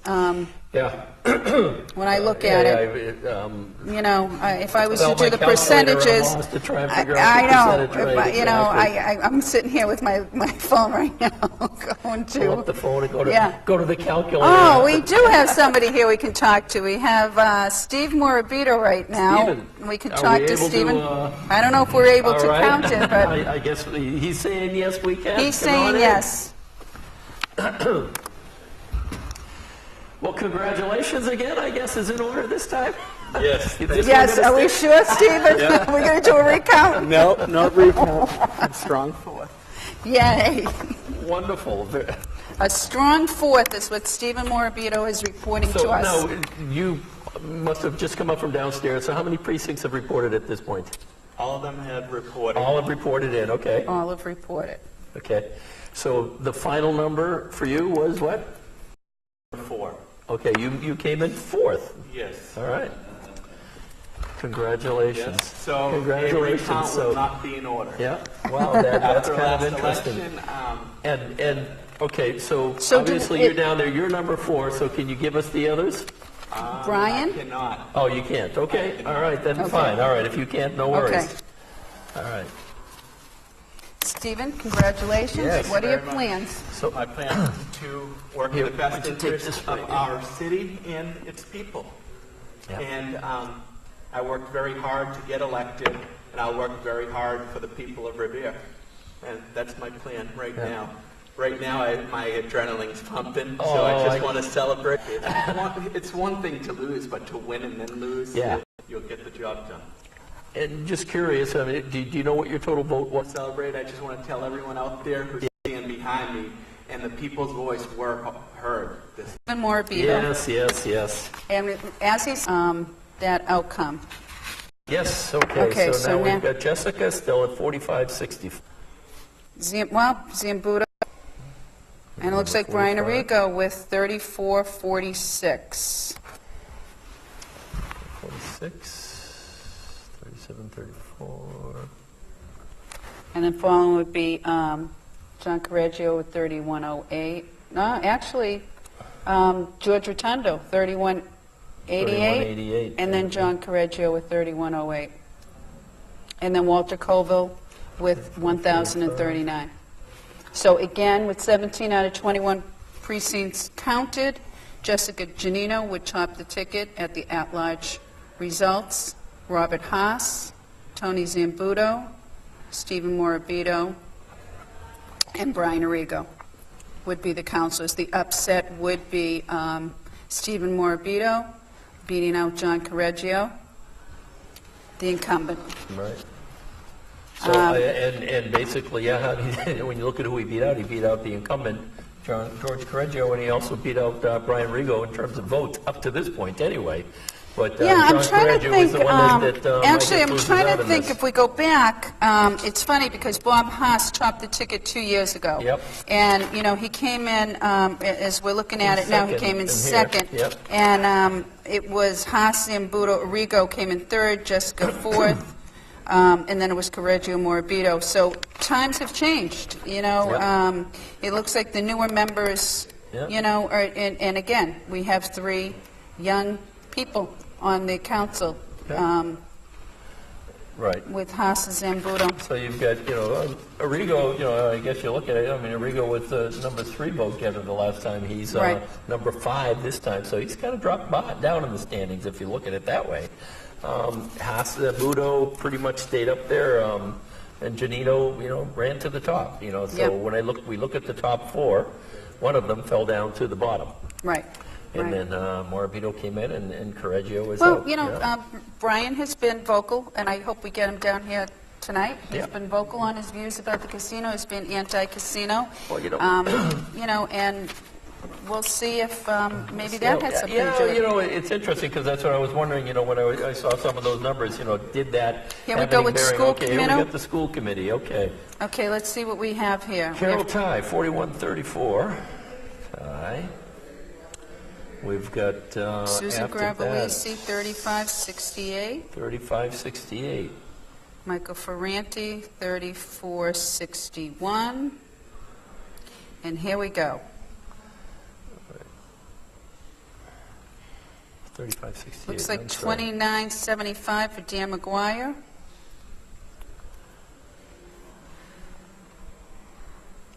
Where's Stacy Rizzo? Stacy 33. So Stacy's above Dan. 33-12. Stacy McGuire and Fred Sinella 27. Who's the other one? Donna Wood 2872.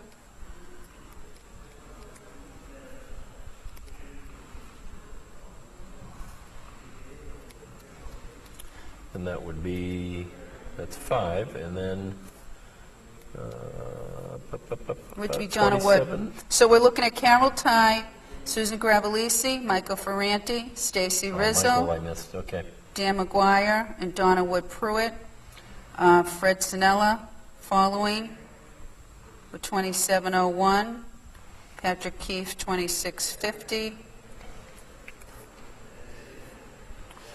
You got Sinella at Henrik Frenny with 2701 is out. 22,001. 2201, 2,201. And Juan with 1308. 16 out of 21. I'm just looking at the numbers to see if I'm looking at potentially, there's enough, it looks like there's enough between 2, 3, 4, 5, 6, between 6 and 7 at this point to make it a call.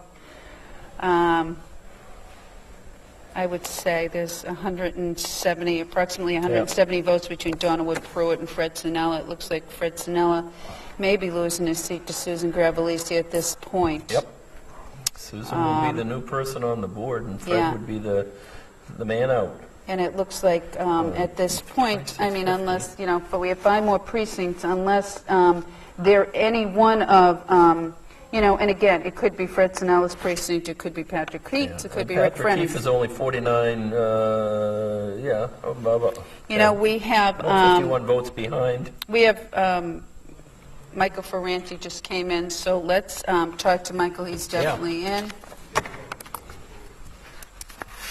And we have Dan McGuire here, too. I would say that we're good on both of those two. So Dan, why don't you come on up?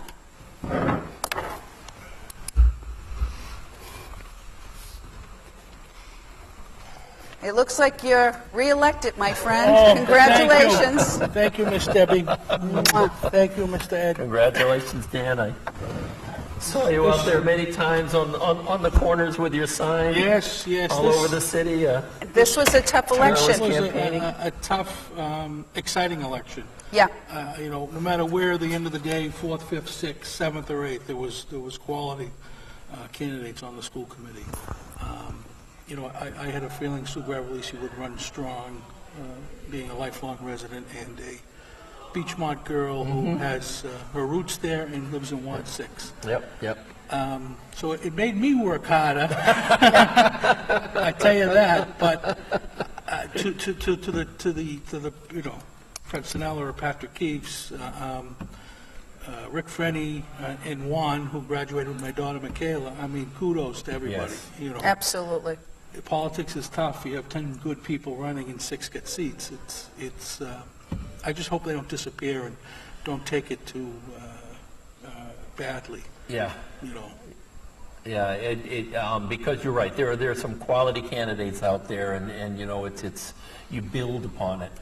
Well, we have PTAs in the school, we have school improvement councils, we have all kinds of groups around the city that those people are obviously extremely welcome. And I know Rick is very involved, I know Patrick's very involved. So it's not, and Juan is obviously, those people are all involved. It's not like they're going to disappear. It's three unique scenarios. You have a recent graduate who, an immigrant to this country. You have a person that's done great work for special needs and will continue.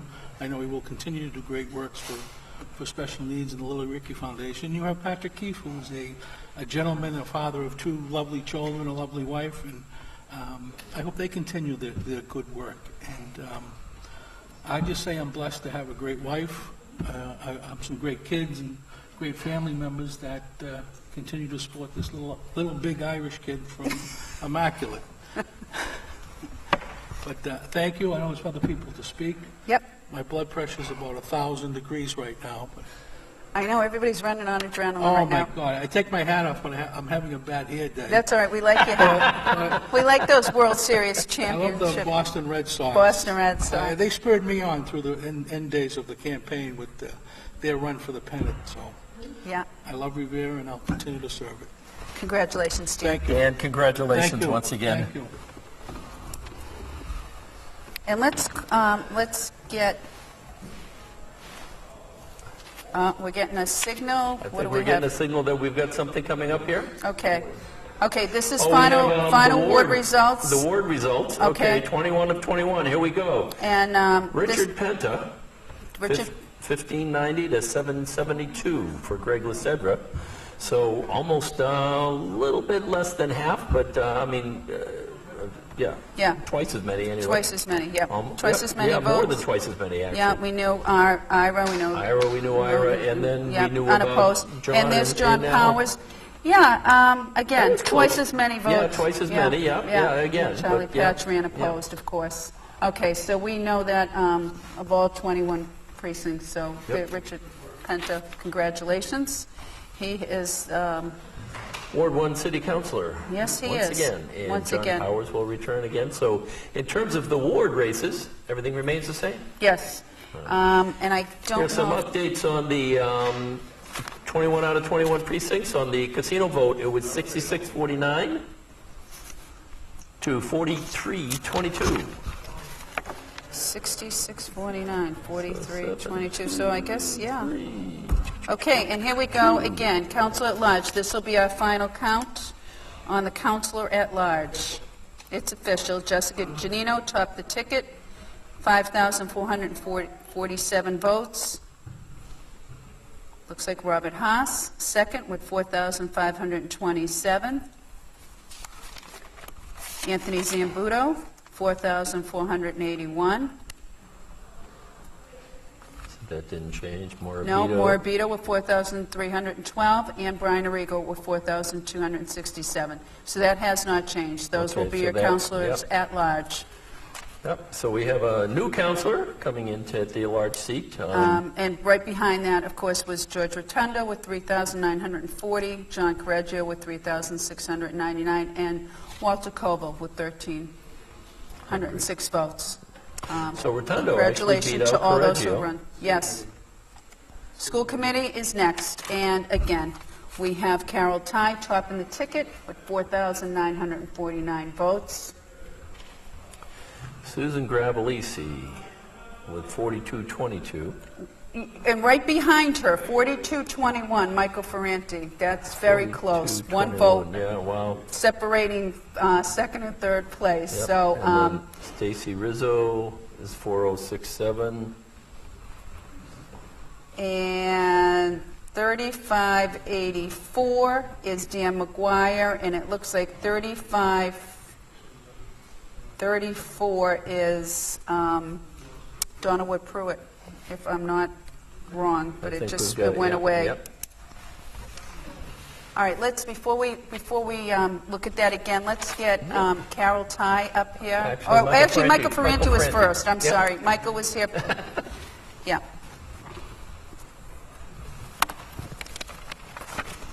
Congratulations, Michael. Thank you. Mwah. Congratulations. Thank you. What a nice seat I have. I get to kiss everybody. Congratulations. I'll tell you, it looks like if there's not a recount, second or third place on that would by a vote, but Yeah. very nice turnout, very nice position to be in. Yeah, I mean, I'm really thankful to all the voters that voted for me. You know, really a special thanks goes out to all the people that helped me. You know, to all my family and friends, and especially my wife. You know, without my wife, I would have really been nowhere in this thing. And they did a lot of work for me, and I'm really thankful that the voters gave me the chance to be in the school committee. I really appreciate it from the bottom of my heart. That's great. Well, you do a good job, Michael, and obviously they're voting for you. I'm very happy. Okay, we have this just in, and I'm just reading it. East Boston has voted 56% no. It looks like 44.9% yes. 44% yes. So, yeah, okay. Yeah, so the no votes won. It was 56% So it was about a no. 12% difference Yeah, in East Boston. Yeah. Oh, here we go. It's on the screen now. We got the East Boston vote right now. Okay. So, no 3803 to 2996 yes. Yep. Wow, low. That looks like a very low turnout to Well, me. again, that's just East Boston. Yeah, but I don't know what the still. numbers are in East Boston, but yeah. Yeah, I mean, what- considering but- that Rivera yeah. is 6649 to 4322, Yeah, mhm. but that's 90% of their vote. Yep. And it was, that to me is close. So, Michael, looking forward to the next couple of years, what do you see as the major issues that you'll have to deal with on the school committee? Well, obviously the biggest one is the enrollment. You know, the enrollment's going out of control. You know, even though we're building a McKinley school, there's a potential that we're going to need another school. And there's really not a lot we can do about it. You know, the city just grown by leaps and bounds. And, you know, with the additional housing coming, it's going to bring more kids in. And it's just not a good situation to be in. And, you know, a lot of people don't want to hear it, but the facts are the facts. Yeah. So, and looking at it from a city, and particularly as it relates to the schools, it seems to me at this point that we've got two issues, as you said. We're going to have to get some bonding for some additional schools, and we're going to have to face some difficult zoning issues relative to the building of residences and how we control that population increase. Yeah, but unfortunately, part of that thing was already done prior. Yep. So there's not much you can do. It's going forward. Yeah, that's what And I'm the talking problem about. is that the city's landlocked. I mean, there's really no land that we can even build on, even to build anything. I mean, we're building the McKinley School and the stadium almost back to back with each other. So we really have a shortage of land, and increased enrollment is not a good combination to be in. Not only that, where are we getting the money if there's no casino? that's going to be another issue.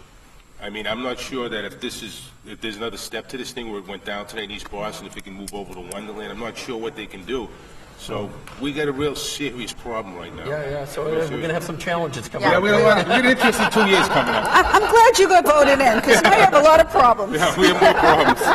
Enjoy your night tonight. All right, thank Tomorrow you. you're going to wake up Congratulations. all All white. right. All right, take care. Okay, Nice now to we talk will to you. have Carol Now we Ty can have Carol come up. Ty up here, yes? Yeah, everybody's saying bing, bang, boom, and that's what we're going to try to do. Congratulations, Thank you, Carol. Deb. Thanks so much. Carol, how are you? Great. Congratulations Thank you so once much. again. Top vote getter. Thank you. Once again, Yes. I noticed that 2 years ago you did the same exact thing, top the ticket. So, I mean, people of Revere have spoken, Carol. They have a lot of confidence in you, and that must feel pretty good. It does. It really does. I mean, I think people know if you really try.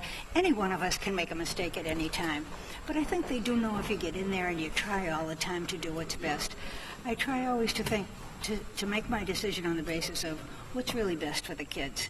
And, you know, it's not always right, but it's the one that that is the mantra that I say to myself all the time when I'm in the decision-making process. What's best for the kids? What's And really you know best what? for the You just said it. Nobody's perfect. That's not what anybody asked you to be. Right, But right. that is it. We want you here to make the best decision for the kids. As a parent, that's what I would ask for. And I would assume that everybody who's voting is Right, asking you to right. do the same thing. Right, I think that's true.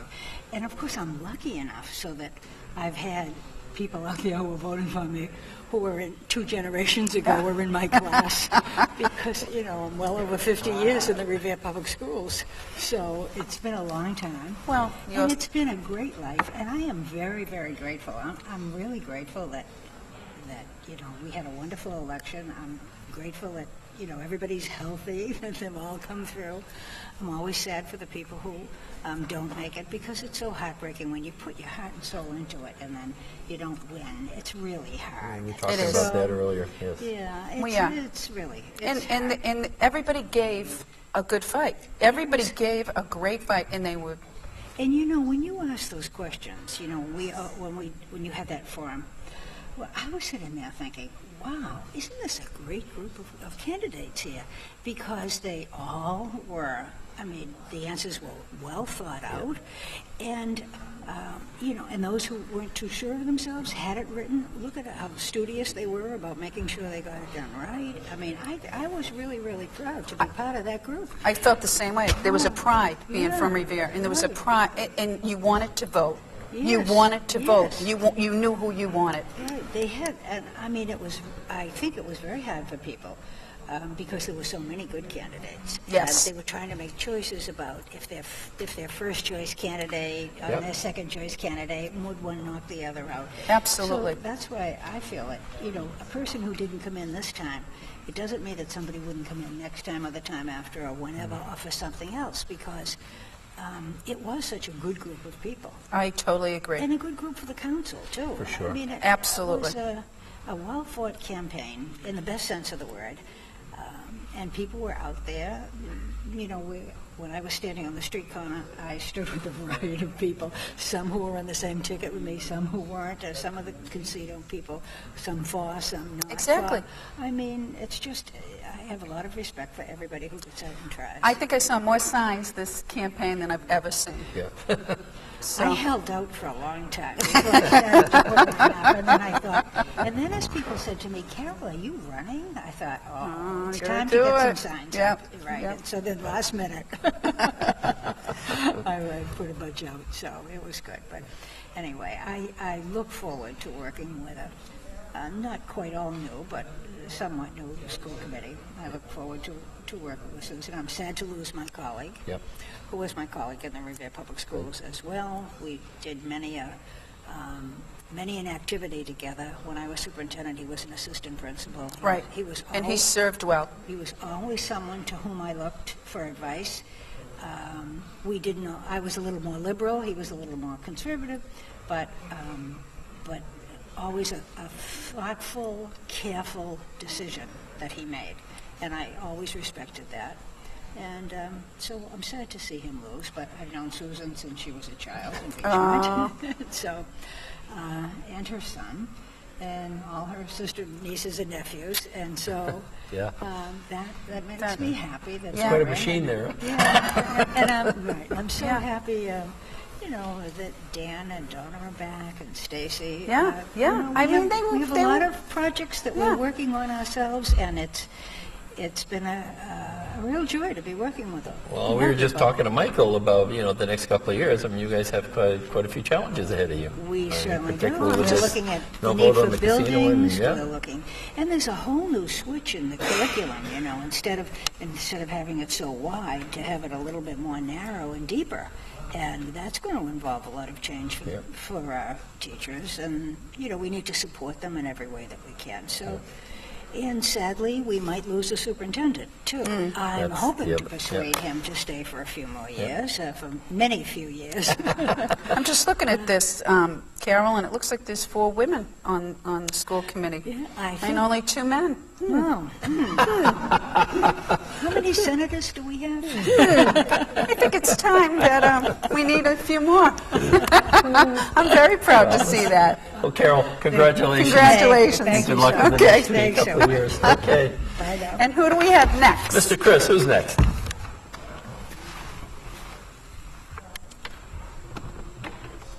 Oh, we have Bob Haas will be next. And let me just get his numbers, I believe. Bob Haas, congratulations. Which is basically everyone's called Oh, what a great a company. question, basically. Of course, the Be prevailed in its vote.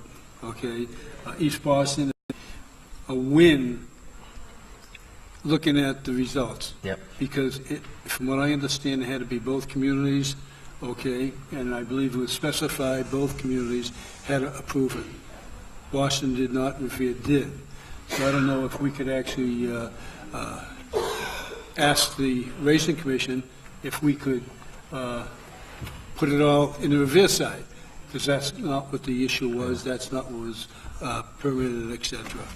I guess the mayor's off meeting with Suffolk Downs trying to put together a Grady-esque touchdown play. It'll have to be a touchdown pull play out to in make the it last work, couple seconds. We'll see what happens, but he's not giving up on it No, yet. no, absolutely. I don't expect him to give up. I Yeah. think he has to do what he has to do. Yep. But before we go on, I'd like to thank the citizens out there who have supported me once again. This is, I forget which number it is, but... We might be able to help you with that. Oh, you I may. might be able to help you with that. Let's see. Yes, 12 I had years? 12 years on the council and mayor for 4 terms, so 12 years, I think you... Wow, that's a long time. Yeah, it's a And, long time. It's the people in Revere who had the faith in me. I'm not a rabble-rouser up here. I speak the issues, and beyond that, it's up in the hands of the citizens. Yeah, no, you've always been a class act, Bob. And Absolutely. I remember back to the days when we started up the Historic Society and how much you Oh, yeah. pitched in to make that come to fruition. Absolutely, And absolutely. it's always I'm thankful here for the work you I'm did, here for the for the citizens, city. without question. I'm here for the citizens, to take their requests, and hopefully, if I think they're adequate, I'll push it, okay? If not, you can't win everything. Yeah. You just have to move forward. Okay, do And that's your what I best. think the city is doing right now. Yeah. Well, congratulations. Thank you. Congratulations. Thanks for stopping by. Thank you, All right. thank you. Thank you. Oh, we have an audience. Okay, it looks like we have the new city council The new city woman. councilwoman, Susan Susan Gravellisi. What did I say? New city council, forgive me, school committee.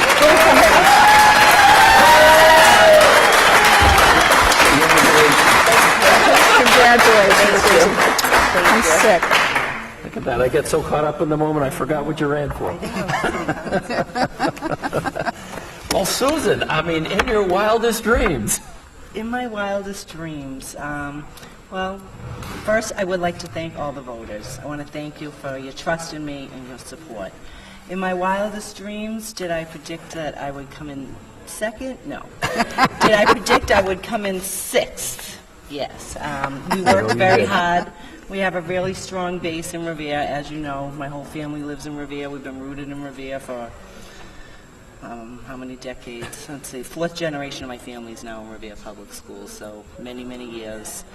over 4 decades we've been here, and I had faith that with my family and my friends that I would be elected. Second place, that's very overwhelming. You've got to be on top of the world right now. I am. Thank you. Yeah. Thank you. But I look forward to working with the current school committee members, and I look forward to working for the city of Revere. Yeah. What do you want to see changed? There's a lot going on in the schools. I think the Revere Public School System is phenomenal.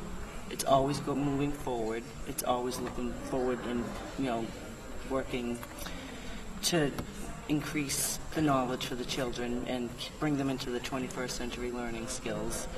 To change, there's a lot of things people are unhappy with. If that's what you mean, a lot of people are unhappy with the lottery. We all know that. Would I like to see that change? Yes. I'm not a fan of the lottery.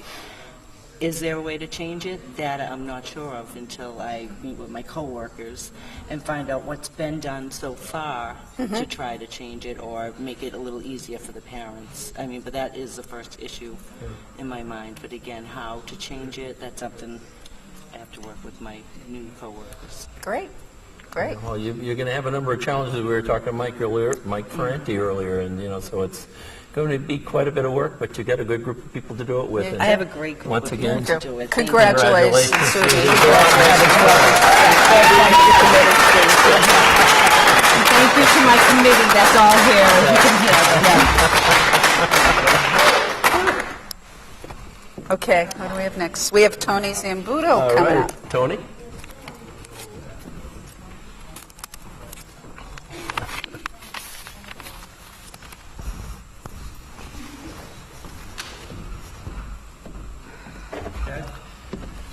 Welcome and congratulations once again. Tony. Thank you so much. Oh, boy. What a night. What a night is right. I am so grateful. It's proof that if you tell the truth up here and never tell people what they want to hear, people appreciate that. They know that I'll never lie to them. They may not like what I say. Some of my good friends come up here sometimes and they're not thrilled with what I have to say, like when we have issues of billboards and so forth. And I love those people because they do so much for the city. But I never lie to anybody. I do what's best for the city. But before I go on, let me just thank a few people. My dear friend and campaign manager, Diane Santoro, of which I would not be here without her. She does everything for me. She's a wonderful person and a great campaign manager. My sister Joanne, who I would have never first been elected many years ago if it wasn't for her, and she was with us tonight. My brother-in-law and my brother Joe is up here every election day helping us out. My co-campaign manager Peter Felt, and a wonderful committee, and that's too many to name, but the bottom line is there's one guy I have to single out. Most of you probably saw him over at Immaculate in his motorized wheelchair, Bobby Long, who stands out there all day with a sign for me because he cares. Yeah. And, that was amazing. I'll be honest, I would never ask him to do that, but he insists on doing it. Yeah. A few things I want to say, especially the citizens of Revere. I am so grateful you've put me back. This will be my 8th term, I believe. Would have been a 9th, but I lost the recount. And congratulations to Stephen Morabito, who lost the recount 2 years ago and got elected this year. Right. And it just goes to show you that, I have a slogan that I use a lot, and it's good things come to those who believe, better things come to those who are patient, and the best things come to those who never give up. Wonderful. And, That's a great... Again, there's a couple of things I want to say. One is I get elected by the citizens of Revere. I don't have one family vote in this city. A lot of my colleagues start with 500, 1,000 family votes. I don't have a family vote in this city. So I'm so grateful to the citizens who elect me because I have to earn every vote, and I'm just overwhelmed by the support. I ran on term limits many years ago, and I got up here and found out that I made a difference. And the people put me back here all the time because they know I make a difference. and I'm overwhelmed. There's one other thing I want to say. This year we had a sign war. I'm very disappointed. I participated in it because I had to show that I was running for office, that I wanted to be reelected. But I felt dirty, and I want to call out to my colleagues. I beg you, let's go back to a gentleman's agreement, and let's not mess up the city the way we did this time. You've got to vote in Arthur Ganasso because he talked about that earlier today. Oh, I didn't know that. And Yeah, he did. Well, Yeah. that's great, because we'll be allies on this, and we'll put forward, because I don't want to be like Lynn, and I don't want to be like the other cities. So let's go back to that gentleman's agreement, and let's bring some civility back to politics. Okay. And, I thank you again. Okay. And God bless. Thank you. Thank you very much.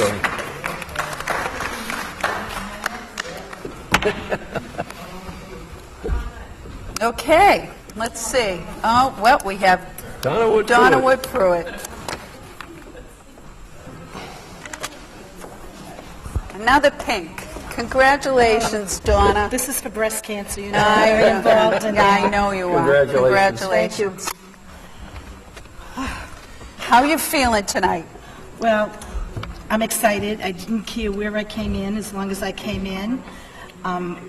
You know, my son and my daughter was calling people or sending out texts, whatever, to their friends. It was just, I was freezing today. And I want to thank my husband who sat for 6.5 hours today at Hall's Corner, bundled up and didn't move, and was out every morning at 6 a.m. holding signs. And that's what they're supposed to do. But you know what this shows? That the public still wants people with experience in, because 5 of us stayed in, and it's still, you know, they still want people with experience, and there's 4 women. This is we're breaking history right now with the 4 women, which I think is absolutely wonderful. I'm going to leave now. Women power, that's what it is. You know, Jessica topped the ticket, I mean, you know, and another woman. Yeah, I think it's so awesome. I'm just, you know, not just that. I want to thank everyone that went out to vote, all my old friends from PTA from the 80s and the early 90s, and the friends of my daughter and friends of my sons that are still in the city. I thank you, and new people that came out to vote and said, oh, I'm going to give her one of the votes. As I said to some people, I'm the only Nana. So next time I'll be the school committee Nana. That's fine, that's fine. As long as you vote, what Carol was just saying, as long as you vote for what's best for the kids of the city, that's what we need. All I care about. My That's what granddaughter we will be need. starting school when the New Hill School opens. There you go. And that's important for me, to make sure that the schools are good, because, you know, you care about your kids, but when it's your grandchildren, You it's can't something walk? all different. No, I mean, yes, you do. You really do. You know, you really Yeah, do. you're right, Because you can right. give them back. You can have them all the time and love them. But, you know, but it's, you know, you care just as much because they are your grandchildren, Yep. and you want the best for them, you know, like you want it for your sons and daughters. So I'm just thrilled. And thank you for having me on here. And Congratulations, Thank you. Donna. Congratulations. Thank you. Thanks, Dave. Congratulations, Donna. Thank you. All right. Okay, we have Brian Arrigo. Oh, we have Brian. Good, we were waiting for you, Brian.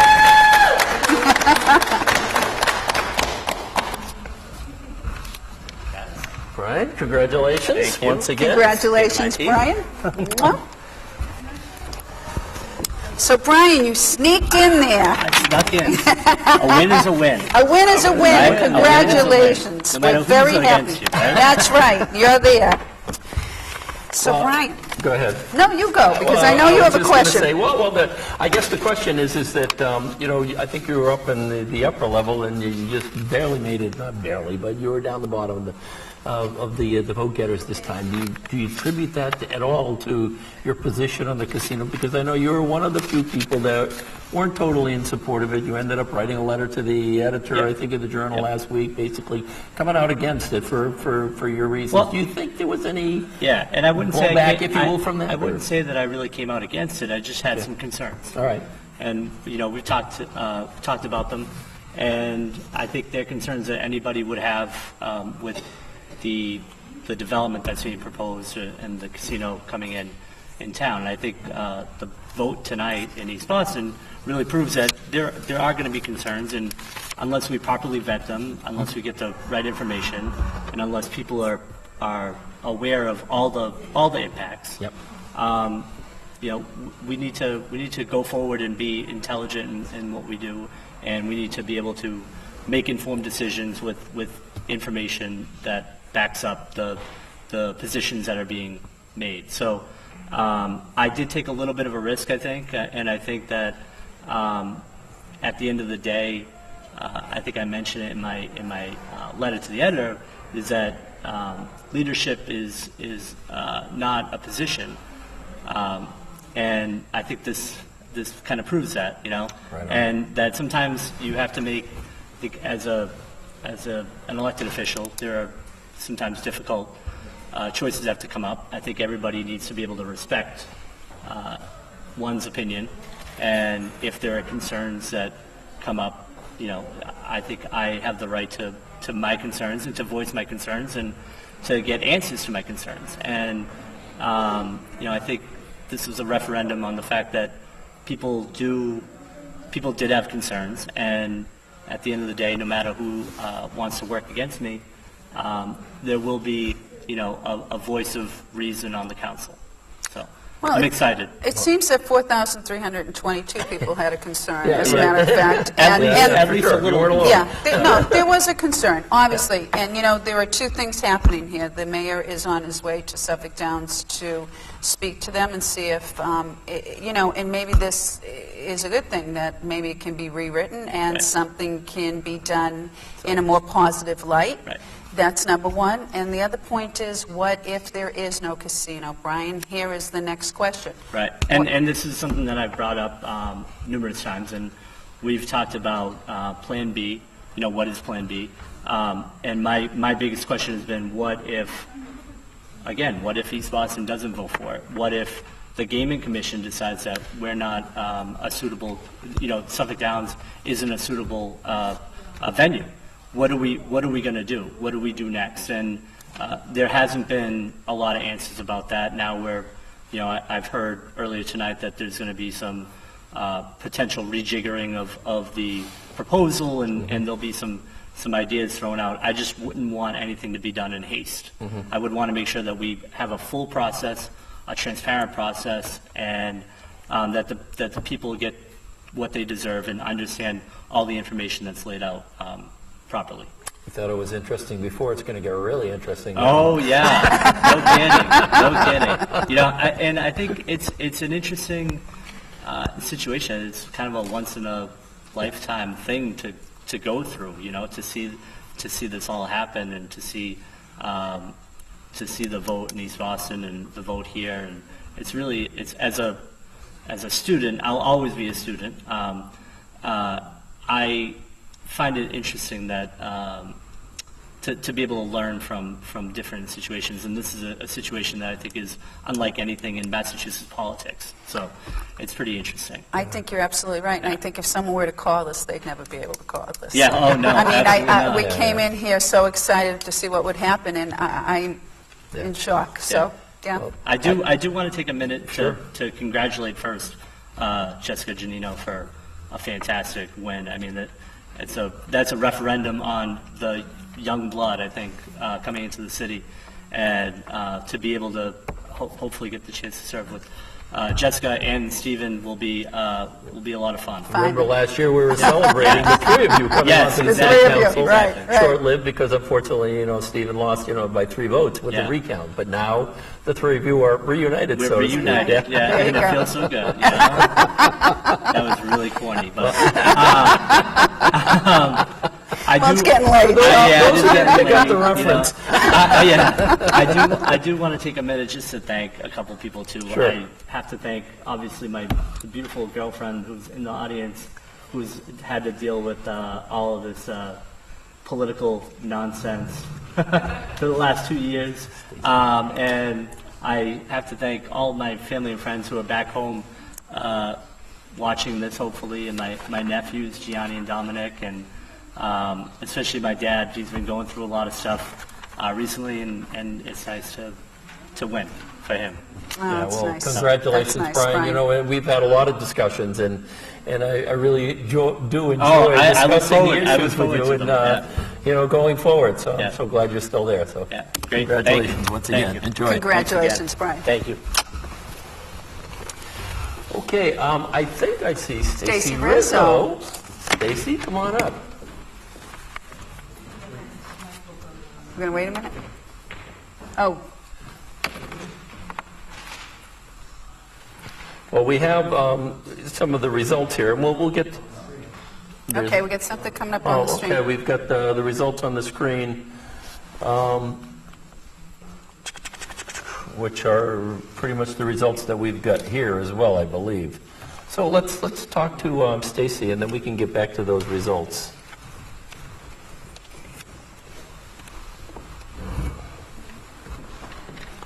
Stacy, congratulations. Thank you. Congratulations, Thank you, Stace. When I sit Are the down. microphones going to work? I was just going to say, both of us were going to say, now that Stacy's here, how's everything working? Wait, everything's working. Go ahead, speak it to the microphone. Sometimes it's good And we that the won't be mics putting don't work when questions, I so while try. we will put questions to you. Yeah. but- No. Stacy, congratulations. Thank you so much. Yeah. I'm really happy. I have to go tomorrow to a conference for school committee members that I get to attend each year for 3 days, so I would have been driving down to the conference tomorrow a little upset if it went a different way, but it would have been my job and I would have done it and been glad, but I can go down there and be proud. And you also have a majority of women on the school committee. We certainly do. I think Dr. Dakin better be worried. That is something different. yeah. I mean, you have a lot of challenges ahead of you. You have, a high population of students. You have you don't have as many schools as you need. We may not have a casino bringing in money, and you have some challenges ahead. What do you think? We do. We have many challenges. I think what we need to do most, and what I'm hoping my colleagues would agree with me, is we need to promote ourselves as a school committee and what our jobs and responsibilities are. And then from there, we need to work with our city government to show them how important it is, what is going on in our schools, and why we need some more schools built. And yes, without the casino, that could be even a larger task. And but Dr. Dakin always gets us some money from the state, and hopefully he can work his little magic again for the next couple of years. But you know what? It's the well is drying up. Yep. So we're going to have to work with our city government. We have some young blood there that might see, they want to raise families here, hopefully soon. No hint to Brian Arrigo, who just left, but he might want to raise a family. He has nephews that are in elementary school here, so they're going to Not only want that- what's best for the students also. And we know we do have great schools. And we have great great teachers. schools. We have and great schools. We it have. goes without a doubt. I'm in awe every time I get to visit a classroom. I'm just in awe. And you're right. We should be promoting that more. We should be. There is so much that goes on in our schools. I'm just so tired of seeing negativity in whether it be our local paper, the Boston papers. There's so much more going on in the city than just the police blotter. We have so much more. We do, and we're trying. And we're So- trying, Yeah, and we're yeah. going to. We're going Yeah. to promote it. And like Yeah. you as a parent, you participate. And, at one time, the Journal used to have a section of all the school happenings, and PTAs could post all the things going on in the school, and people knew what was going on. But maybe we can get that little piece back into the paper. It's positive stuff, so that's the good part. Hint, hint, Revere Journal. And we can come on to Revere TV, and we can do a And monthly that's program right, on Stacy. Revere TV. You We could have Revere TV, I Because- forgot. And put in a microphones plug at for the- work. You can come on and you could do a show. Put in a And plug for the sometimes Revere I Review. think Yeah, yeah. people would pay you for the microphones not to work for me. But I'm looking forward to the next 2 years. I have to say, I'd be remiss if I didn't say I am going to miss Fred Sinella.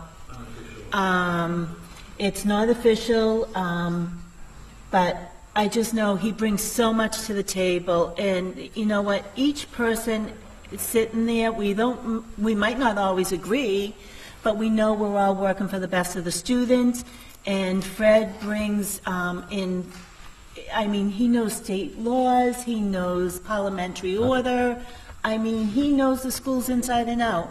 So, unfortunately, if he is not sitting next to me, I have no one to get in trouble with. I'm sure I can find someone, but no, I would prefer it to be Fred. But you know what? God bless what he has given to the city and the Absolutely, students. God absolutely, bless. and we thank Fred for that. And we'll never Well, know. he's had a long career with the certainly city, has. and is a huge commitment And in let's terms of the say work that this. he's done. You know, 2 more years, we might see Fred back. Who knows? And You that never know. would be great. You So- know, people talk about who has children in the system, who might be better on the school committee because they have children. And I look at people like Frederick Snella and Carol Ty. They might have never had children in their own personal life, but by golly, they had at least 30 a day. For Absolutely. 40 years. Absolutely. So, I mean, who could be better parents than those two? Yeah. I mean...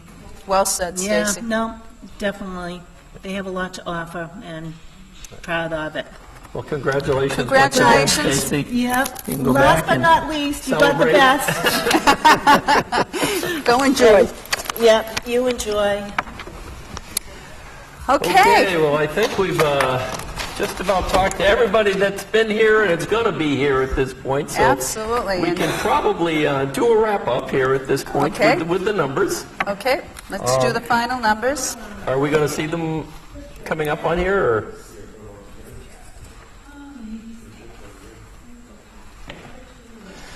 Okay, so looking at the counselor at large, all the precincts reporting, we have Brian Arrigo with 4,265 votes, John Correggio, 3,713, Jessica Giannino at 5,453, Robert Haas, 4,550, Tony Zambuto, 4,504, Walter Colville, 1,312, Stephen Morabito, 4,325, George Rotundo at 3,958. There were 217 write-in votes. The city councilor at large for the next 2 years will be Jessica Giannino, Bob Haas, Tony Zambuto, Steve Morabito, and Brian Arrigo. Yep, the ones with the stars Yep. is what you'll see. In the ward races, Ward 1, Richard Penta, 1,166 votes, over Greg Lysedra, 611. Ward 2 ran unopposed, Ivan Novoselsky. Ward 3, Arthur Guanassa ran unopposed. Ward 4, Stephen Reardon ran unopposed. Ward 5, John Powers beat Al Terminello, 1,454 votes to 662. And Charles Patch, I think he's the only one we didn't see tonight. Ward 6 Right. ran unopposed, 1,362. And then the school committee, we had winners Michael Ferranti, 4,223 votes, Dan McGuire, 3,591, Donna Wood Pruitt, 3,556, Stacy Rizzo, 4,083, and Carol Ty, 5,078, and newcomer Susan Gravelisi, 4,242 votes. Those that did not make it, Fred Sinella at 3,242, Rick Frenny at 2,658, Juan Yeromio at 1,678, and Patrick Keefe at 3,219. A pretty good showing, but not enough to get on there. And the yes vote, which would allow Suffolk Downs to apply for a license to develop and operate a gaming establishment at Suffolk Downs. It was a yes vote out of Revere, 6,566 to a no vote of 4,232. I guess it was, and a no vote out of East Boston. Yep. 4,281 to 3,353. So it was a split. Yep. So the big question coming out of tonight is, where do we go from here with the casino? We will tell you all to stay tuned because We there's have gonna a be a new lot school more coming committee along. member, and we have a new That's council right. We have member. a new school committee member, a new council member, ward stay the same. And we don't know if we have a casino or not. Yeah. So stay tuned. For Revere TV, I'm Ed DeVoe. And I'm Debbie Pesca. Until we talk again, take care.